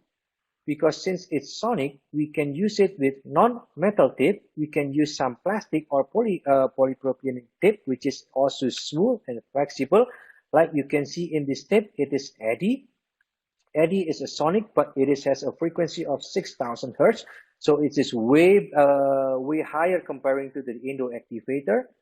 Although it's not as high as ultrasonic, but you can see here, there is still some vapor lock or bubble trap over there caused by there is some bubble trap inside our root canal systems that our irrigants cannot penetrate this. You can use activations as well. Put your eddy tips into your root canals and you need to activate it, and you can see immediately, instantly, the bubble is ruptured. So we can disrupt this bubble and we can make our irrigants flow into the apical area, and you can see how good the pressures of the eddy activations that can press laterally into the systems of our accessories in the lateral area. So with this, we also can have same achievement of cleaning with maybe ultrasonic. In my opinion, mainly in my daily practice, I'm using sonic activations more rather than the ultrasonic. Usually, I use my ultrasonic if I'm dealing with my retreatment case, because in retreatment case, we know it's not just a debris. Sometimes we need to clean also the remnant of sealer. We need also to clean maybe the remnants of gutta percha. And therefore, sometimes sonic has not enough pressures to clean all these remnants. That's why I need my ultrasonic. But in daily cases, I can say 80% of my activation will be based on sonic activations, because I found it, I can feel more with the sonic comparing with the ultrasonic. But with sonic, you cannot feel the wall of your root canal. With ultrasonic, you can feel that you are touching the wall of your root canal. That's also the differences. Once again, it is up to preference of the operator. Once may be like the ultrasonic, once may be like the sonic, but in my opinion, it's better if you have both systems in your practice, because we know for sure we cannot rely only in one activation. Sometimes we need to rely on both activations, because one possible reason that we spoke before, that the persistence infections is usually caused by bacteria that has been staying inside the tendinal tubule. Therefore, we need to penetrate our sodium hypochlorite into those area and to remove all this bacteria inside those area that has been quite challenging for us. And we also are talking about the smear layer, because not just the bacteria that we need to remove from our root canal spaces. As we know, if we are using our instrumentations, we definitely will create our smear layer. And the compensations, usually if you want to check what is inside the smear layer, according to the Journal of Endodontic in 1975, smear layer consists not just organic and inorganic component, but it also has some bacterial component. So no matter what is that, we need also to remove smear layer. And evidence has provenly strongly said that sodium hypochlorite alone is not be able to remove the smear layer. Maybe you remember the evidence that I talked previously before, when they scrap only half side with instrumentations and they left the other side uninstrumented. We know the side that has been scrapped by instrumentations, if you use sodium hypochlorite alone, the smear layer is there. So it means we need something in combinations with the sodium hypochlorite. In this case is the EDTA.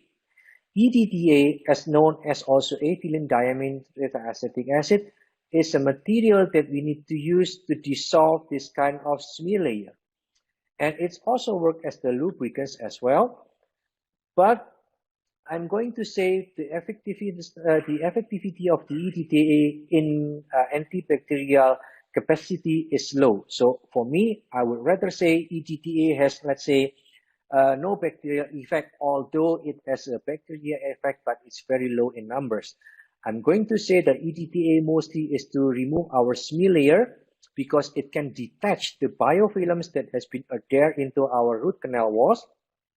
And in this case, if we use our EDTA, we can have a better cleaning if we are using sodium hypochlorite. So EDTA will remove the smear layer and sodium hypochlorite, and then we'll work to clean all the tissue and digest all the tissue. So what is my protocol if I want to do my preparations in terms of shaping and cleaning? I'm going to use all the time sodium hypochlorite inside my root canal while I shaping. As I said before, full fluid canal all the time. So every time I insert my instrumentations, I always fill my root canal with sodium hypochlorite until the shaping is done. So it means after the shaping is done, all the shapes of the canal has been there, all the taper has been there, all the final sizes has been there. Now it's time for us to enter the cleaning protocols. And what I usually use, I will definitely using my sodium hypochlorite in conjunction with the EDTA, and I try to activate it with my ultrasonic or sonic activations. And after that, I'm going to flush everything out with my saline solutions, and then I'm ready to do my obturations. So here's usually what I can give as a let's say not best protocols, but I can say this is the standard or the classic protocols that we can use in our irrigations protocol. So spend 15 minutes in cleaning. In this 15 minutes, I mean by cleaning stages. So after I complete my shaping, now I'm going to do my cleaning. So spend 15 minutes. Put your sodium hypochlorite inside the root canal and leave it there for 90 seconds, and then continue with 60 seconds activations. And then again, we need to continue with the sodium hypochlorite for another 1 minute and a half, and continue with activations for 60 seconds. Refresh a new one with your fresh sodium hypochlorite for 1 minute 30 seconds, and activate again for 60 seconds. Repeat this until 5 cycles, and then finally, after you finish the 5 cycles of sodium hypochlorite, you can end it with EDTA for 1 minute and 30 seconds, and then again you need to activate it for another 60 seconds. So if you continue these protocols, you will spend 50 minutes for the complete final cleaning of your root canal systems prior to your obturations protocol. So up to this, before I continue with my topic of obturating or sealing our root canal systems, I don't know how should we go, or should we take some questions? Yes. Thank you very much for the first session of the presentation. It's really wonderful. I believe nowadays many dentists, the participation understand more about the different access determination, and also how's the difference between traditional access and conservative one.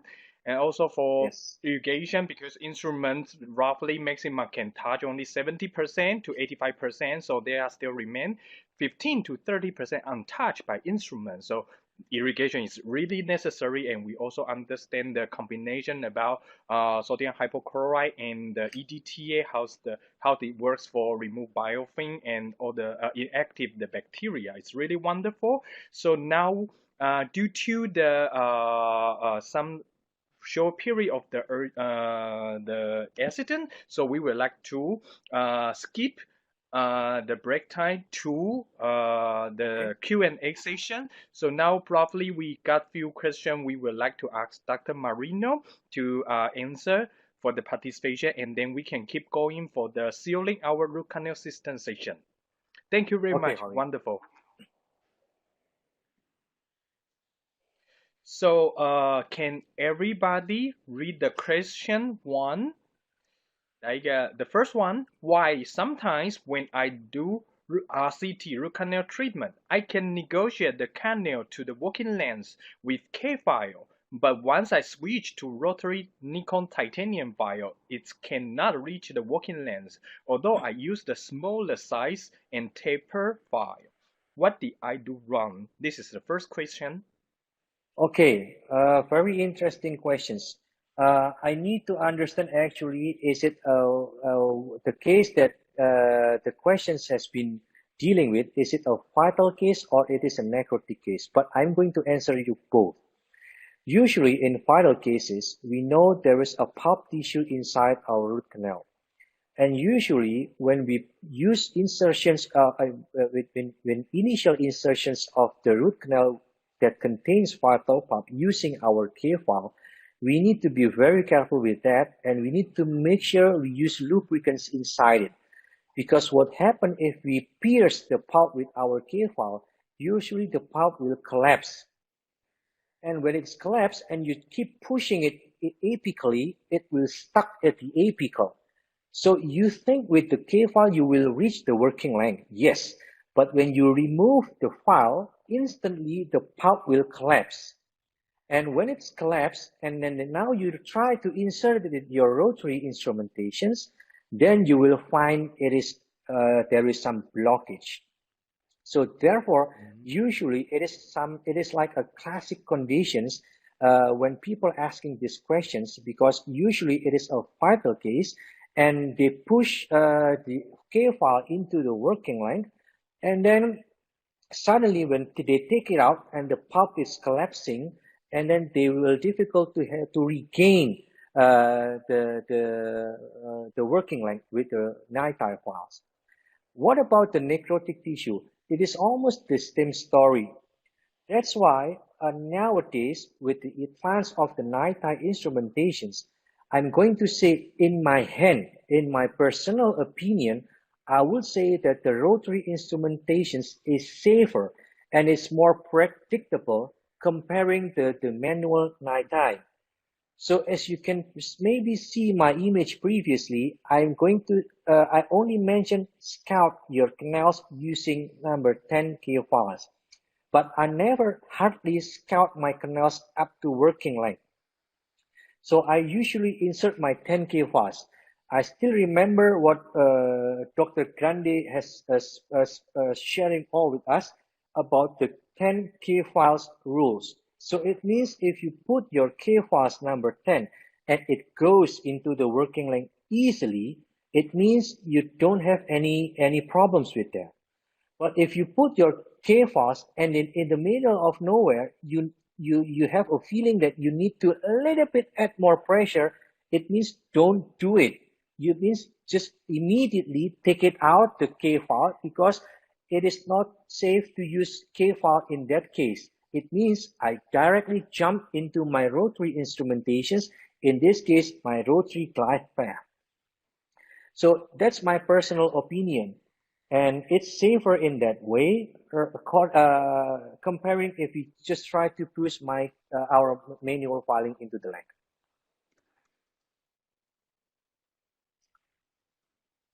Okay, so probably Dr. Marino had already answered his opinion for the question one. Another second one, I think it's another quick question from there's another question. Well, Dr. Marino, you use sodium hypochlorite after EDTA again, or after EDTA, you will go through to use saline to clean all the solution, then you will do obturation? Yes, so I'm going to use my sodium hypochlorite, then follow it with the EDTA, as you see on the protocols that I've been sharing previously. So it means after EDTA, you will go through directly to saline and you won't do sodium hypochlorite again. Yes, correct. Okay. So maybe due to the time limit, maybe we will pick Yes. up one more question. So everybody can still send your question to Q&A link that I will give you link as the comment in the comment. So you can still list up your question and we will feedback you after webinar as well. So The last question should be okay. How can we prevent irrigation extrusion from the apical foramen if we have to insert the needle closer to the apex? Okay, good questions. First thing first, do not over instrument your canal. So it means maintain your working length nicely. Don't try go further beyond the working length, and try not to make it bigger, because the bigger the files, it means the wider the apical foramen and the less stop the apical area has resistance form. So try to see if you are dealing with the wide apex. So it means you need to put your irrigans needle about 3 to 4 millimeter before the working length. I mean short from the working length. But if you have a normal canal, you can go a little bit further. Also apply the pressure and try not to push as hard as you can, especially when you're dealing with the maxillary molar. And also try to have a taper instrumentations to create a good resistance form.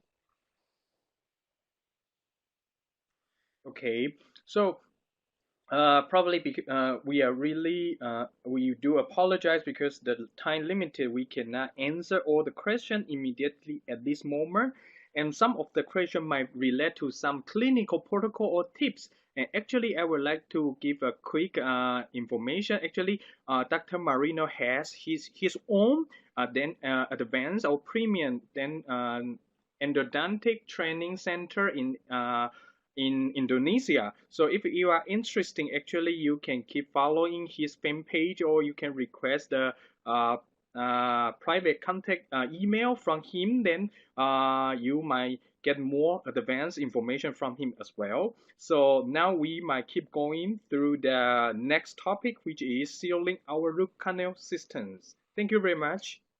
Thank you, Howie. So Pleasure. after we complete our root canal preparations, it means after we complete our shaping and cleaning, now it's time to seal our root canal systems.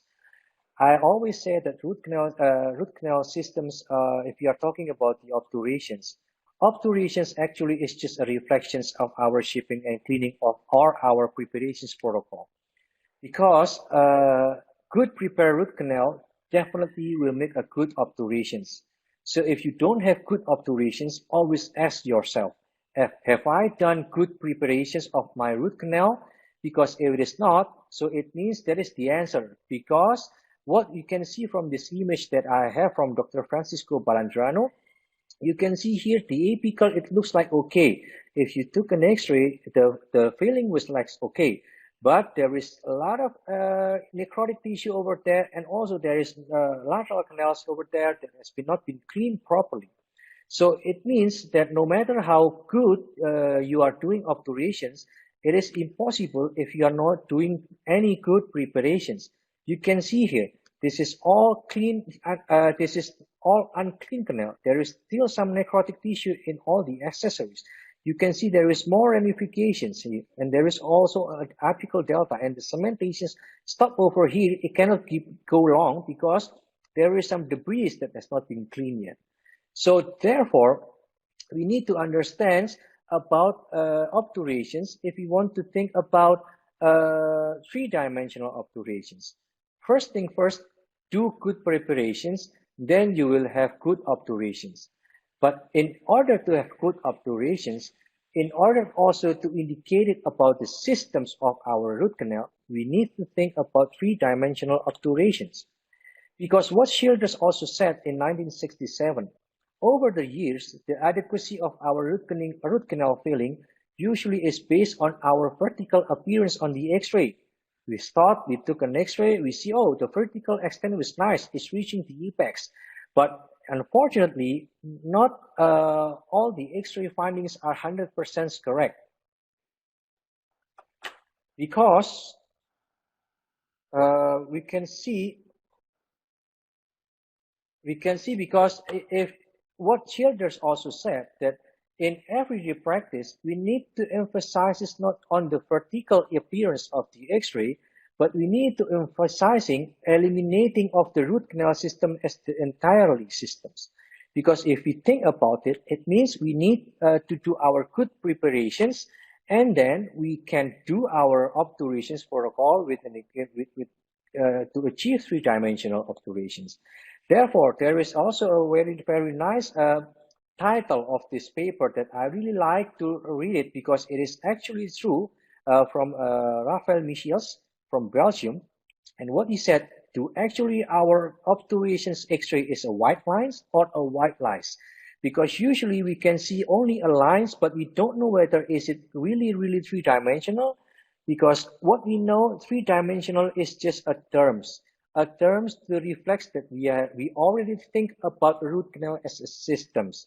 Because no one can confirm is it really three-dimensional obturations just by looking from an X-ray. Therefore, what Schilder said that the final objective of our endodontic procedures is the total obturations of this root canal space. It means that the biologic necessity of eliminations of the protein products of the bacteria or the toxins from the tissue necrotic or everything from inside the root canals. Because what we remove from the root canal, it is more important than what we place inside, according to Schilders. Therefore, if we are talking about the sealing our root canal, we know that we are dealing with the variations of space. Not all root canal is just a canal. Mostly they have some complexity. Therefore, we need to provide the removal of all the debris and bacteria and tissue, give a good access to the foramen, and we need to offer a shape or resistance shape that can take placements of dense filling material inside our root canal systems. Therefore, the ideal root canal filling material should be inert, homogeneous, it is stable, and it must be biocompatible. And last but not least, it can be manipulated with good plasticity, because if it is not plastic enough, it is impossible to seal all the canals. So the main ingredients that we use up to date is the gutta percha. Gutta percha, until now, is still widely used. It is a semi-solid filling materials. It is non-resorbable. It is biocompatibility as well. And it is can be easily sterilized, and it has a very good opacity. Well, actually, if you can see, this is the compositions of the gutta percha. It has some zinc oxide as a filler. It has a metal sulfate as a radiopacity. And actually, gutta percha also shows some bacterial evidence, according to the journal that been written in Triple back in 1982 at that time. But the problem of the gutta percha, if you want to use it, sometimes it is too loose or is it too tight. Therefore, before our obturations, after we are completed our shaping and cleaning protocols, I am suggesting that we definitely need to do our gauging apically to make sure the apical fit of our obturations. Because as we understand that mostly our canal is not round, mostly our canal is oval. So we need to understand the apical fit of the gutta percha that we use for our obturations.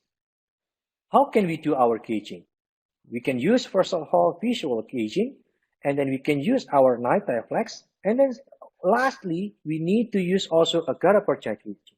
And usually, I also suggest to all of you, we do gauging, not just choose one from these three. No, we do all three techniques to gauge and to make sure that we don't have any overfill. How if you want to use visual? For example, if I'm using my 2506 M2, this is my 2506, insert into the canal and take it out. You can see we barely see the debris in the apical area. We only see the apical area in this side. So it means the apical area was larger than the number 25. So it means we need to think and be careful. If you want to fill using the gutta percha of 2506, you might end up with overextensions of your gutta percha because it doesn't cut at all at the apical area. It means the apical area, it might be wider than the instruments that we use. Secondly, we can use our Niaflex. Why you don't use K-file? For example, you can see here the differentiations. K-file is stiff. Niaflex is more flexible. If you put your K file into this type of canal, it means there is some curvature, and you feel there is some sensations of a good apical stop, or maybe you feel some sensations of good tuckback. But otherwise, the tuckback does not happen in the apical area. It happens on the curvature area because it's stiff. Therefore, I am suggesting you to use your night flex instead of the K-file, because if you use night flex, since it's flexible, we can rest assured that the flexibility is not depending from the curvature. So if you use night flex and there is sensations of good apical stop that you feel, we might have a good apical stop or apical fit at the apical area. It is also been thought by Cliff Ruddle, when he invented ProTaper at the time, he suggested after we finish, you check visually. If you see that the visual is good, it means the debris touching all over the apical area. It means after you finish with the F1, as the apical is 20, you take night flex number 20 and check whether is it fit or is it loose. If it is loose, it means you need to go one size bigger with night flex 25 and you make sure it is fit. Because sometimes if you are trying to rotate your instrumentations in curvature area, it's different when you rotate it in the straight canal. In the straight canal, the rotations is constantly rotating. But if you try to bend it, your rotary, and in the curved canal, and you try to rotate, the tip of the instrument will not rotate in the simultaneously directions. It will rotate like a flaring flame.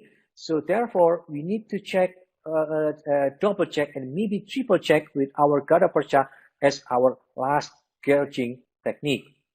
And what we can do, you can use a gutta percha gauge in this case to gauge your gutta percha. For example, if you finish, let's say, with M22506, I suggest you don't take 2506 gutta percha if you want to do with warm vertical obturations technique. If you want to use single cone is another story. But if you are talking about three-dimensional obturations to filling all the spaces, it means single cone is not advisable for this kind of obturations technique. But if you want to use warm vertical condensation in this case, we need to plasticize our gutta percha and we want to condense and make it pack as a homogeneous material. Definitely, I suggest you to take taper 4 of gutta percha. Because sometimes if you use taper 6 with the same taper, the fit was not on the apical area, but in the body of the gutta percha. So once I take my gutta percha 4% taper, I take 925, I put it on my working length and I check. If I don't have good enough apical stop with my 25504 taper of gutta percha inside my 2506 instrumentation, then I'm going to resize my gutta percha into one size larger. In this case, it's number 30.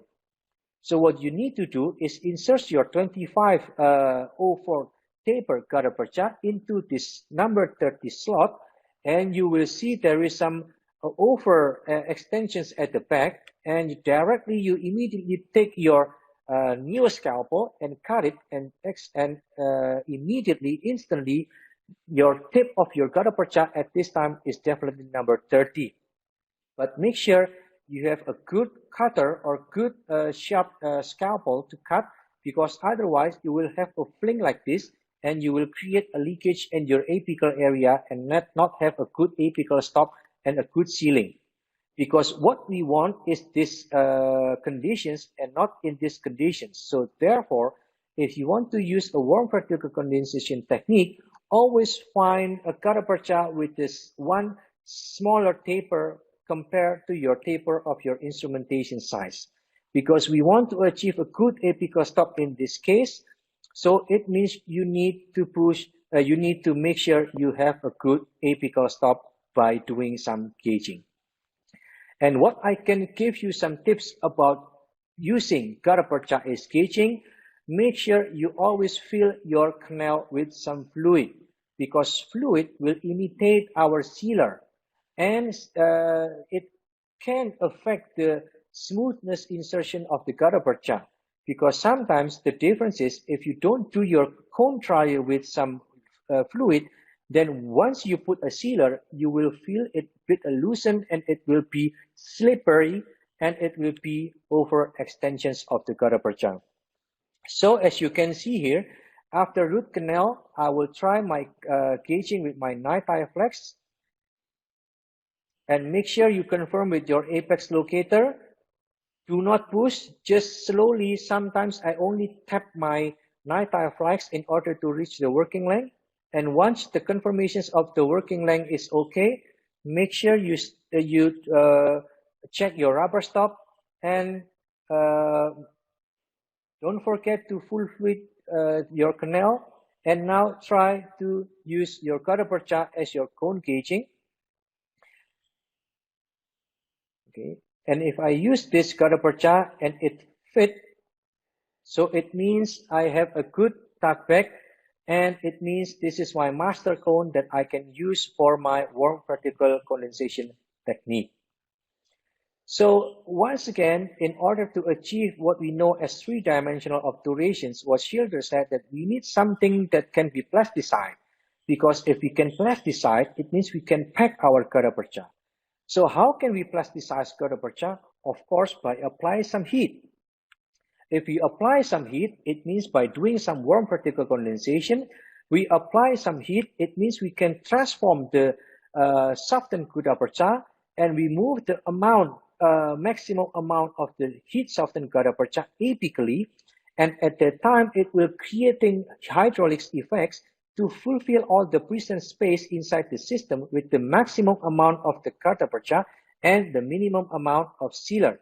Because once we can plasticize by heated, we can pack the gutta percha, and we pack it vertically, and at the same time it will create lateral force to press all the sealer and fill all the canal space and all the accessories inside the canal.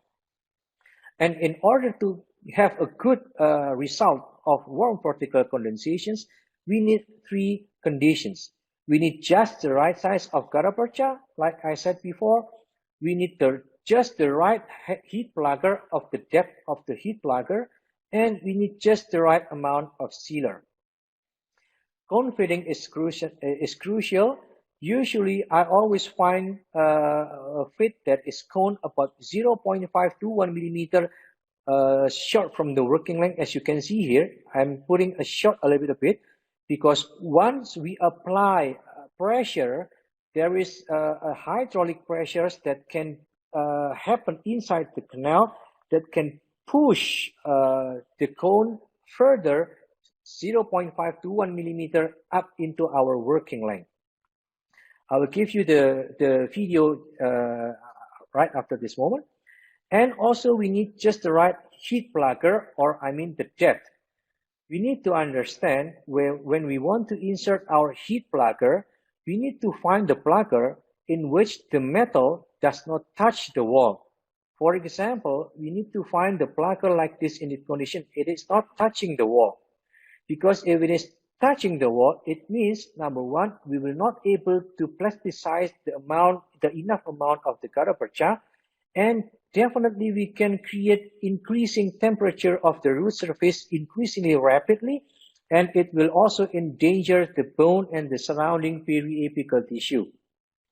So by finding the correct heat plugger, we need to find the correct heat plugger that is not touching the wall, and it simply sinks into the heat softened gutta percha, and it is not fresh at all for the gutta percha. As you can see here, this is the image from the Castellucci, and you can see he also always find this the gutta percha that fit 0.5 to 1 millimeter of the gutta of the length. And the plugger also must be capture the maximum width of the gutta percha, so it can be pushed vertically all of the volume of the gutta percha into the apical area. So pre-fitting is important before we need to do my obturations. Find the plugger that is not touching the wall and it's completely in contact with the gutta percha. So it means that is the first plugger that I'm going to put inside my root canal wall. And third things that is also important if you want to do warm particle condensations is just the right amount of sealer. Don't use too many sealer. Usually I just put my gutta percha and dip into a sealer and insert it into the canal directly. Or you can use paper point. Sometimes paper point also beneficial because it can absorb the excess sealer that can happen in the inside of the root canal. And a good sealer that we use, it must have a good antibacterial property, and it has a property also for lubricating our gutta percha, and has a good radiopacity for also as a marker to fill all the isthmuses, all the accessories, and all the lateral canals. And the requirement is definitely it must be easy to manipulate, it must be biocompatible, it must be radiopaque enough, and it's definitely easy to manipulate it. So usually I just put my sealer like this into the canal and not use too many sealer. And once it's set, so it means you can continue to cut and you can continue to condense your obturations in the next process. So what I can give you is the warm particle condensation. So warm particle condensation uses two tips. And first thing, you use the heat plugger to cut the excess of the gutta percha from the coronal to point of view. After cutting it, there will be some plasticide gutta percha below 4 millimeter from the heating point. And then you just use your plugger that has been measured previously, and then you condense it directly and transfer it into the depth that you desire that you want it. And once again, use the plugger to condense it. And once you condense vertically, there is a pressure, and the sealer automatically will fill all the spaces that is necessary to be filled. And then continue again to remove the remaining part of the gutta percha until you reach 5 to 7 millimeters from the apical. That's what a warm particle condensation technique is all about. After we condense it, try to wait until the gutta percha is cool and level. And then after that, we will continue the backfilling. I'm going to show you what we know about the cork phenomenon. As you can see, my gutta percha was stopped, let's say 1 millimeter from the working length. So I cut now the excess here using my heat plugger. Now I'm going to condense, and I'm going to do my warm particle condensation technique. You still see there is no anything like that. But once you pack with heat and they apply vertical condensations, you can see directly, this is what we call a cork phenomenon. All the gutta percha and the sealer goes right into the desired length. This is important because if you are looking the gutta percha that it is close or is at the working length, and when you apply heat and you condense vertically, you might end it up with overfilling or overextensions of your gutta percha. So that's why we need to understand the right size of your gutta percha with the depth, right depth of our heat plugger. And after we do some down packing, and now it's time for us to backfilling. We can use the other side of the equipment. Is it the extruder in which it will extrude all the heated gutta percha? You can do it incrementally. I suggest you to do it increment. So step by step, condense it to avoid any void spaces. So once you can condense, you can gain back upstairs a little bit, increment up. And once again, you condense it with your plugger. Once the plugger is condensed and the gutta percha is cool, then you can continue again with the other backfilling up into the level of the orifice level. You need to also make sure that your gutta percha is not extend beyond the orifice level, since it might interfere with your restorations protocol. So after it's shaped, it is clean, it's gauged already. Now I'm going to do my obturations. I'm going to repeat again with my gauging and confirmations with the working length, once again with apex locator, to make sure that I'm not go further beyond the constrictions and beyond is necessary. Adjust the rubber stop to the desired level that we need. Again, fill your root canal with your fluid to mimic a root canal sealer when you want to try your gutta percha as an apical gauging technique with cone. And once you think it is okay, once you think it is the right size of gutta percha, don't forget to activate again your irrigants as your final irrigations.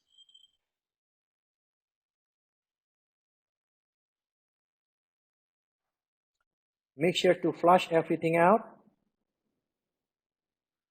Don't forget to dry the canal. Make sure it's dry.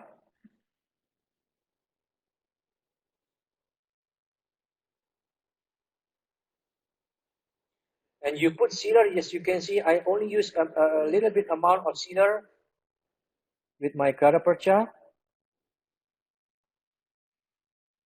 And you insert gutta percha. Okay. I try to find a bit, as you can see 1 millimeter from the length. As you can see, this is my working length position. So I try to find my gutta percha, which is 0.5 to 1 millimeter shorter from the working length, since I'm going to do my warm particle condensation technique, and I am reducing my risk of having my overextension or overfilling of my filling material outside the canal space. And you do the down pack. You can see now I'm going to put my plugger and pack it nicely until you feel that the gutta percha has been cold and it's transferred back into the solid state. As before is the pesticide state of gutta percha. And then you can continue until you reach the desired length of your warm vertical condensations, and you can continue then with your backfilling at the apical part, at the coronal part of the canal. So this is the final obturations of the X-ray. And now I'm going just to a little bit short brief about the open apex, since this is a different case scenario if you are comparing with the regular root canal, because this is definitely, it is not a case that you can obturate with a regular obturations technique. Because one thing first, the challenge is not just obturations, but we cannot clean and use disinfections as the same protocol like a normal canal, because it has no apical stop whatsoever. So it means the obturations options is only, you cannot do any conventional. Either you can do apexifications, you can do your apical barrier technique using some MTA, or you can do your regenerations protocols. In which regenerations protocols is a technique that recently has been conducted and researched widely and has been clinically proven, evidently also okay and promising. And it's a treatment to procedure that is designed to replace a damaged pulp tissue with the viable tissue and restore the normal functions of the pulp. And usually the advantages of these procedures is that we still can have the possibility of gaining more apical growth into our cases, and we can reinforce our dentinal wall by increasing thickness of the dentinal wall. So what is the protocol if I want to do with these regenerations in open apex cases? First of all, I'm going definitely to use my disinfection, since I'm not sure we need some instrumentation, since usually the canal has been widely big sizes, and we still need some antibiotic based for medications. And if you need to use MTA, definitely we need to induce some bleeding. And when the MTA is contact with the bleeding, and definitely that's the magic happen, that's when the regenerations will take effect, because the calcium silicate that has been there as a MTA properties, it can contact with the tissue, and it will create some hydroxyapatite as the start of the hard tissue component. So what we need is actually a MAP carrier, microapical placement systems, MAP systems. We need also a plugger, and sometimes I also need my collagen fibrin if the apical was too big then I'm going to need my footprint at the apical stop and make sure my MTA doesn't go past further beyond the apical area that I need to make it stop. So as you can see, this is the wide apex. You can see this is the very apical region. Try to induce a little bit of bleeding point. And if you try to induce that, I'm going to put my MTA at the level of the apical area. Use the combinations with your micro brush to condense the MTA at the apical area and put the MTA once again also step by step, increments by increments until the desired level that we want to achieve. Use the combinations also with your micro brush as well, just to make sure to push the MTA and to absorb excess moisture from the MTA, because if you have too much moist, also the MTA will not set properly. You need to have just right moisture from the MTA in order to have a good setting of the MTA. Once the MTA is reaching the level that I want it, so stop. In this case, I put a space between my MTA and my temporary filling. And this is the post-op after my composite bonded restorations. And you can see that 2 years after, this is the follow-up of 2 years. You can see that the apical area now is growing back from 2 years after. And this tooth has been orthodontically treated and has no problem whatsoever. And you can see now the apical area is growing. CBCT has confirmed it. So what is the criteria of success of this regenerations protocol? Usually, researchers indicates the four criteria for success. First, definitely we have eliminations of symptoms. Second, we have evidence of bone healing. It means the lesion is healing. Number 3, we have evidence of increasing of root wall thickness and also length. And fourth, sometimes we will have a positive response back again with the electronic pulp tester. So we don't need to achieve all those four, but at least by achieving more than one signs of success, we can say that the success is there. As you can see here, this is the pre-op. This is a widely open apex with a thin dentin thickness in this area. After 2 years, you can see the complete full growth of the apical, and the thickness dentin is increasing in size. This is also another case of open apex that I've been treated with regenerations endodontic process. But with this case, is quite different. I want to make a different approach or different strategy and tactics with this case. After I creating blood, I will put my MTA and I combine with gutta percha. And why I'm using my gutta percha, I am planning if there is some problems in which the apical is not growing, or maybe the dentin is not thickening, I can replace my gutta percha and I can put my fiber post to just reinforce the tooth to have a better resistance forms in the future. So once again, I create my bleeding point over there. As you can see, there is the bleeding point. So now I'm trying to put my MTA inside. In this case, I'm using my collagen-free print, so I don't want my MTA to just extrude all over the place outside the apical area that I want the MTA to stop. So I put my free print. As you can see, the free print now has been quite wet because it's in contact with the blood. Because once again, we need moisture. If it is too dry, the apical area is too dry, then your MTA will not work and the regenerations will not take process.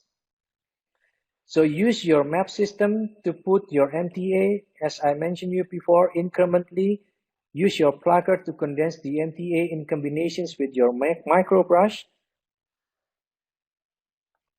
Again, use it step by step. You can see now there is another amount of MTA, and then I need to pack it with my plugger, and I need to pack it again in combinations with my micro brush.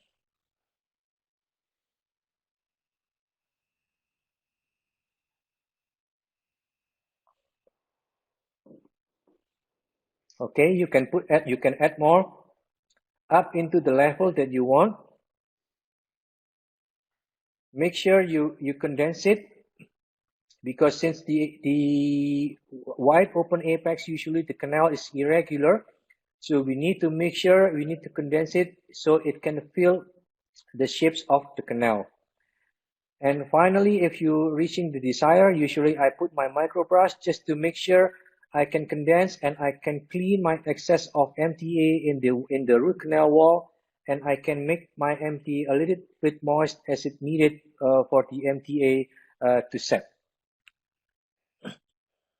So once it's like that, it depends on your MTA. If your MTA is a fast setting, about 15 minutes, you can wait and then you can continue to feel obturated with the gutta-percha.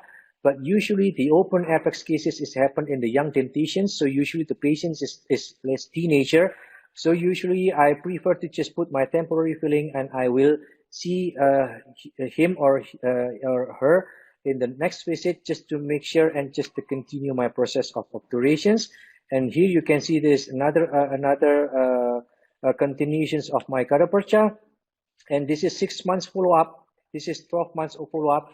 And this is 18 months. As you can see now, it's getting longer.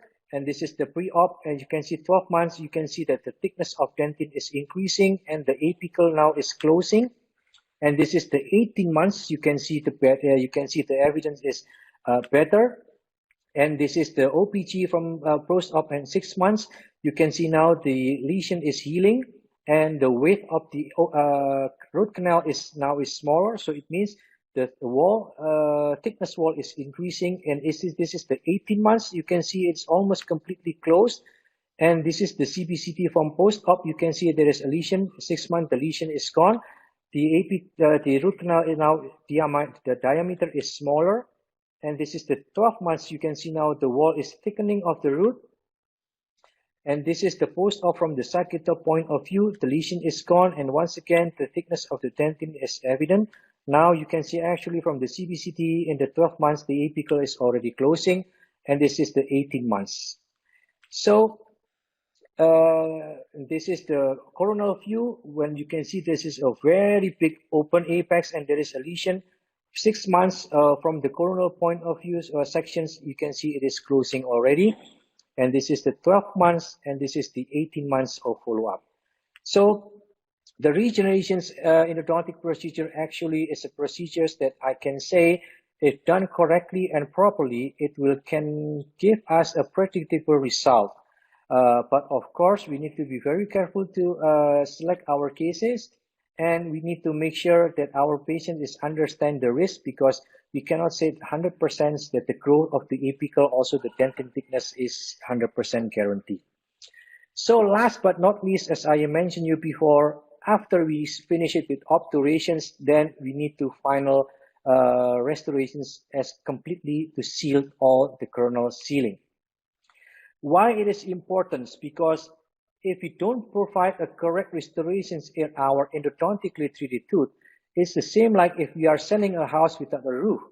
Because we know for sure the importance of coronal seal is really, really important. The relevance of sealing endodontically treated teeth will increase success is not a nonsense. It is real. You can see here there is don't do closing in a correct way, definitely there is a leakage and the bacteria will grow back and penetrate our work that has been done correctly. Because coronal bacteria infiltrations is one of the main cause. So we are not thinking about the bacteria that has been persist inside our root canal, but also the problem of failure also caused by the coronal bacteria entrance that usually caused by bad restorations. Friedman in 2004 has spoke that the teeth with apical periodontitis to completely heal after initial or retreatment is 74 to 86%, and their chance to be functional over 90 is 91 to 97%. And this can be completely achieved if we also applying a correct restorations. So once again, the clinical objective we are treating the endodontically treated teeth, as also it is in conjunction with the minimally invasive endodontic, we need to remember that we need also to restore function, because the final objective of endodontic treatment is to save natural tooth and to make it function without any symptoms and normally without any problems. And in order to restore functions, therefore, we need to preserve as much as tooth structure and stabilize the tooth structures. We need to prevent infections and also reinfections, and we need to rebuild aesthetic.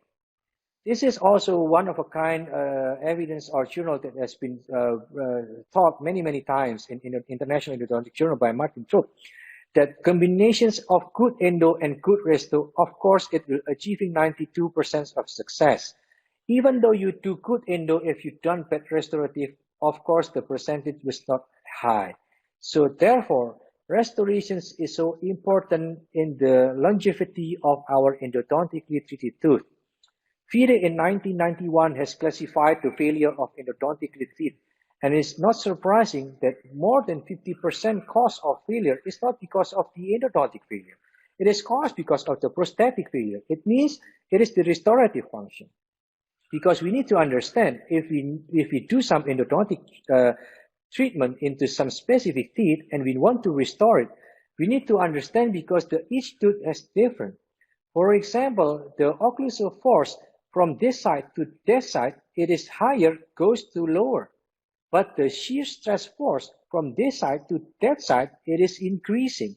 And this is different because each tooth has a different function. Therefore, we need to pay attention of the restorations as well. Can you see this? The endo is not that bad, but you can see there is a huge gap between the post and the obturations material. There is a leakage of the core. The margin of the crown is not so good. There is a leakage definitely that is coming from this distal area. Therefore, you will see a lesion and failing endodontic treatment. How about this? The margin is so bad. Even this, the crown was so bad placed in margin. So once again, if you don't do good restorations, this kind of scenario will happen. We need to not just preserve, we need to stabilize it. We just don't make a tooth that has been critically damaged to be more doomed and need to extract it. So therefore, we need to understand that endodontic and restorations always have a good combinations and they must work together. For example, if this case, you see the crown actually is not that bad. The margin is quite acceptable, but you see there is a lesion here. But once you open the crown, you definitely see the problem is there. We need to do some endodontic treatment and finish it with a good restoration. Check the margin point. If it is good, you make sure it is okay and we do some follow-up. And you can see here, after 2 years, the thickness of the bone is increasing and getting back to normal. Also it doesn't have to be all indirect. As we know, not all cases need some indirect. We can also finish it with direct. So it depends on the case and it depends on the healthy tooth structure. In this case, I don't need my indirect since the healthy tooth structure is pretty intact. So after I complete my endodontic treatment, this is a C shape in which one canal to the other canal, it has merged. So as you can see, when I put my reconcile, it will come out from that side. So you know this is a merged canal. This is a confluent canal. So make sure you need to activate your irrigations. In this case, I'm going to use my ultrasonic since it has a lot of isthmuses. And usually I'm going to use my ultrasonic in this case because I believe isthmuses is a very difficult and a very challenging area to clean. Therefore, I need something that definitely have a better vibrations in cleaning my and activate my irrigations protocol. So after cleaning, then I go and continue my obturations. As you can see, it's a confluent canal. So you need to fill one the other side and you need to combine with the other technique. I put my warm particle condensation. As you can see, my sealer is coming out from there. So this is a merged canal. So this canal now I'm going to inject with the thermoplastized garapercha. In this case, I'm going to use my defill extruder just to fill the remaining canals of this root canal systems. And once you inject it, you don't forget you need to condense it. until it's stabilized and it's cold, and you continue with your restorations. As you can see here, there is a confluence. There's two canals that they are joining into one. You can see there is a little bit of ramifications on the apical area. And this is the post-op, and you can see this is the 2 years after. The ramifications here is still there, and the lesion is gone. The tooth was functioning as normal, and we can maintain quite good structures both in the PCD area and also in the coronal area of the tooth. So I think we are close to 3 hours. I think now it's more 2 minutes more to 3 hours. So I think I'm not going to spend your time more. So once again, thank you very much to stick with me for this whole 3 hours. I hope there is something that I can give you from my sharing from my webinar today. And there is something that you can apply into your clinical routine for endodontic treatment. So once again, thank you, and I'm really sorry for if there is some inconvenience that we have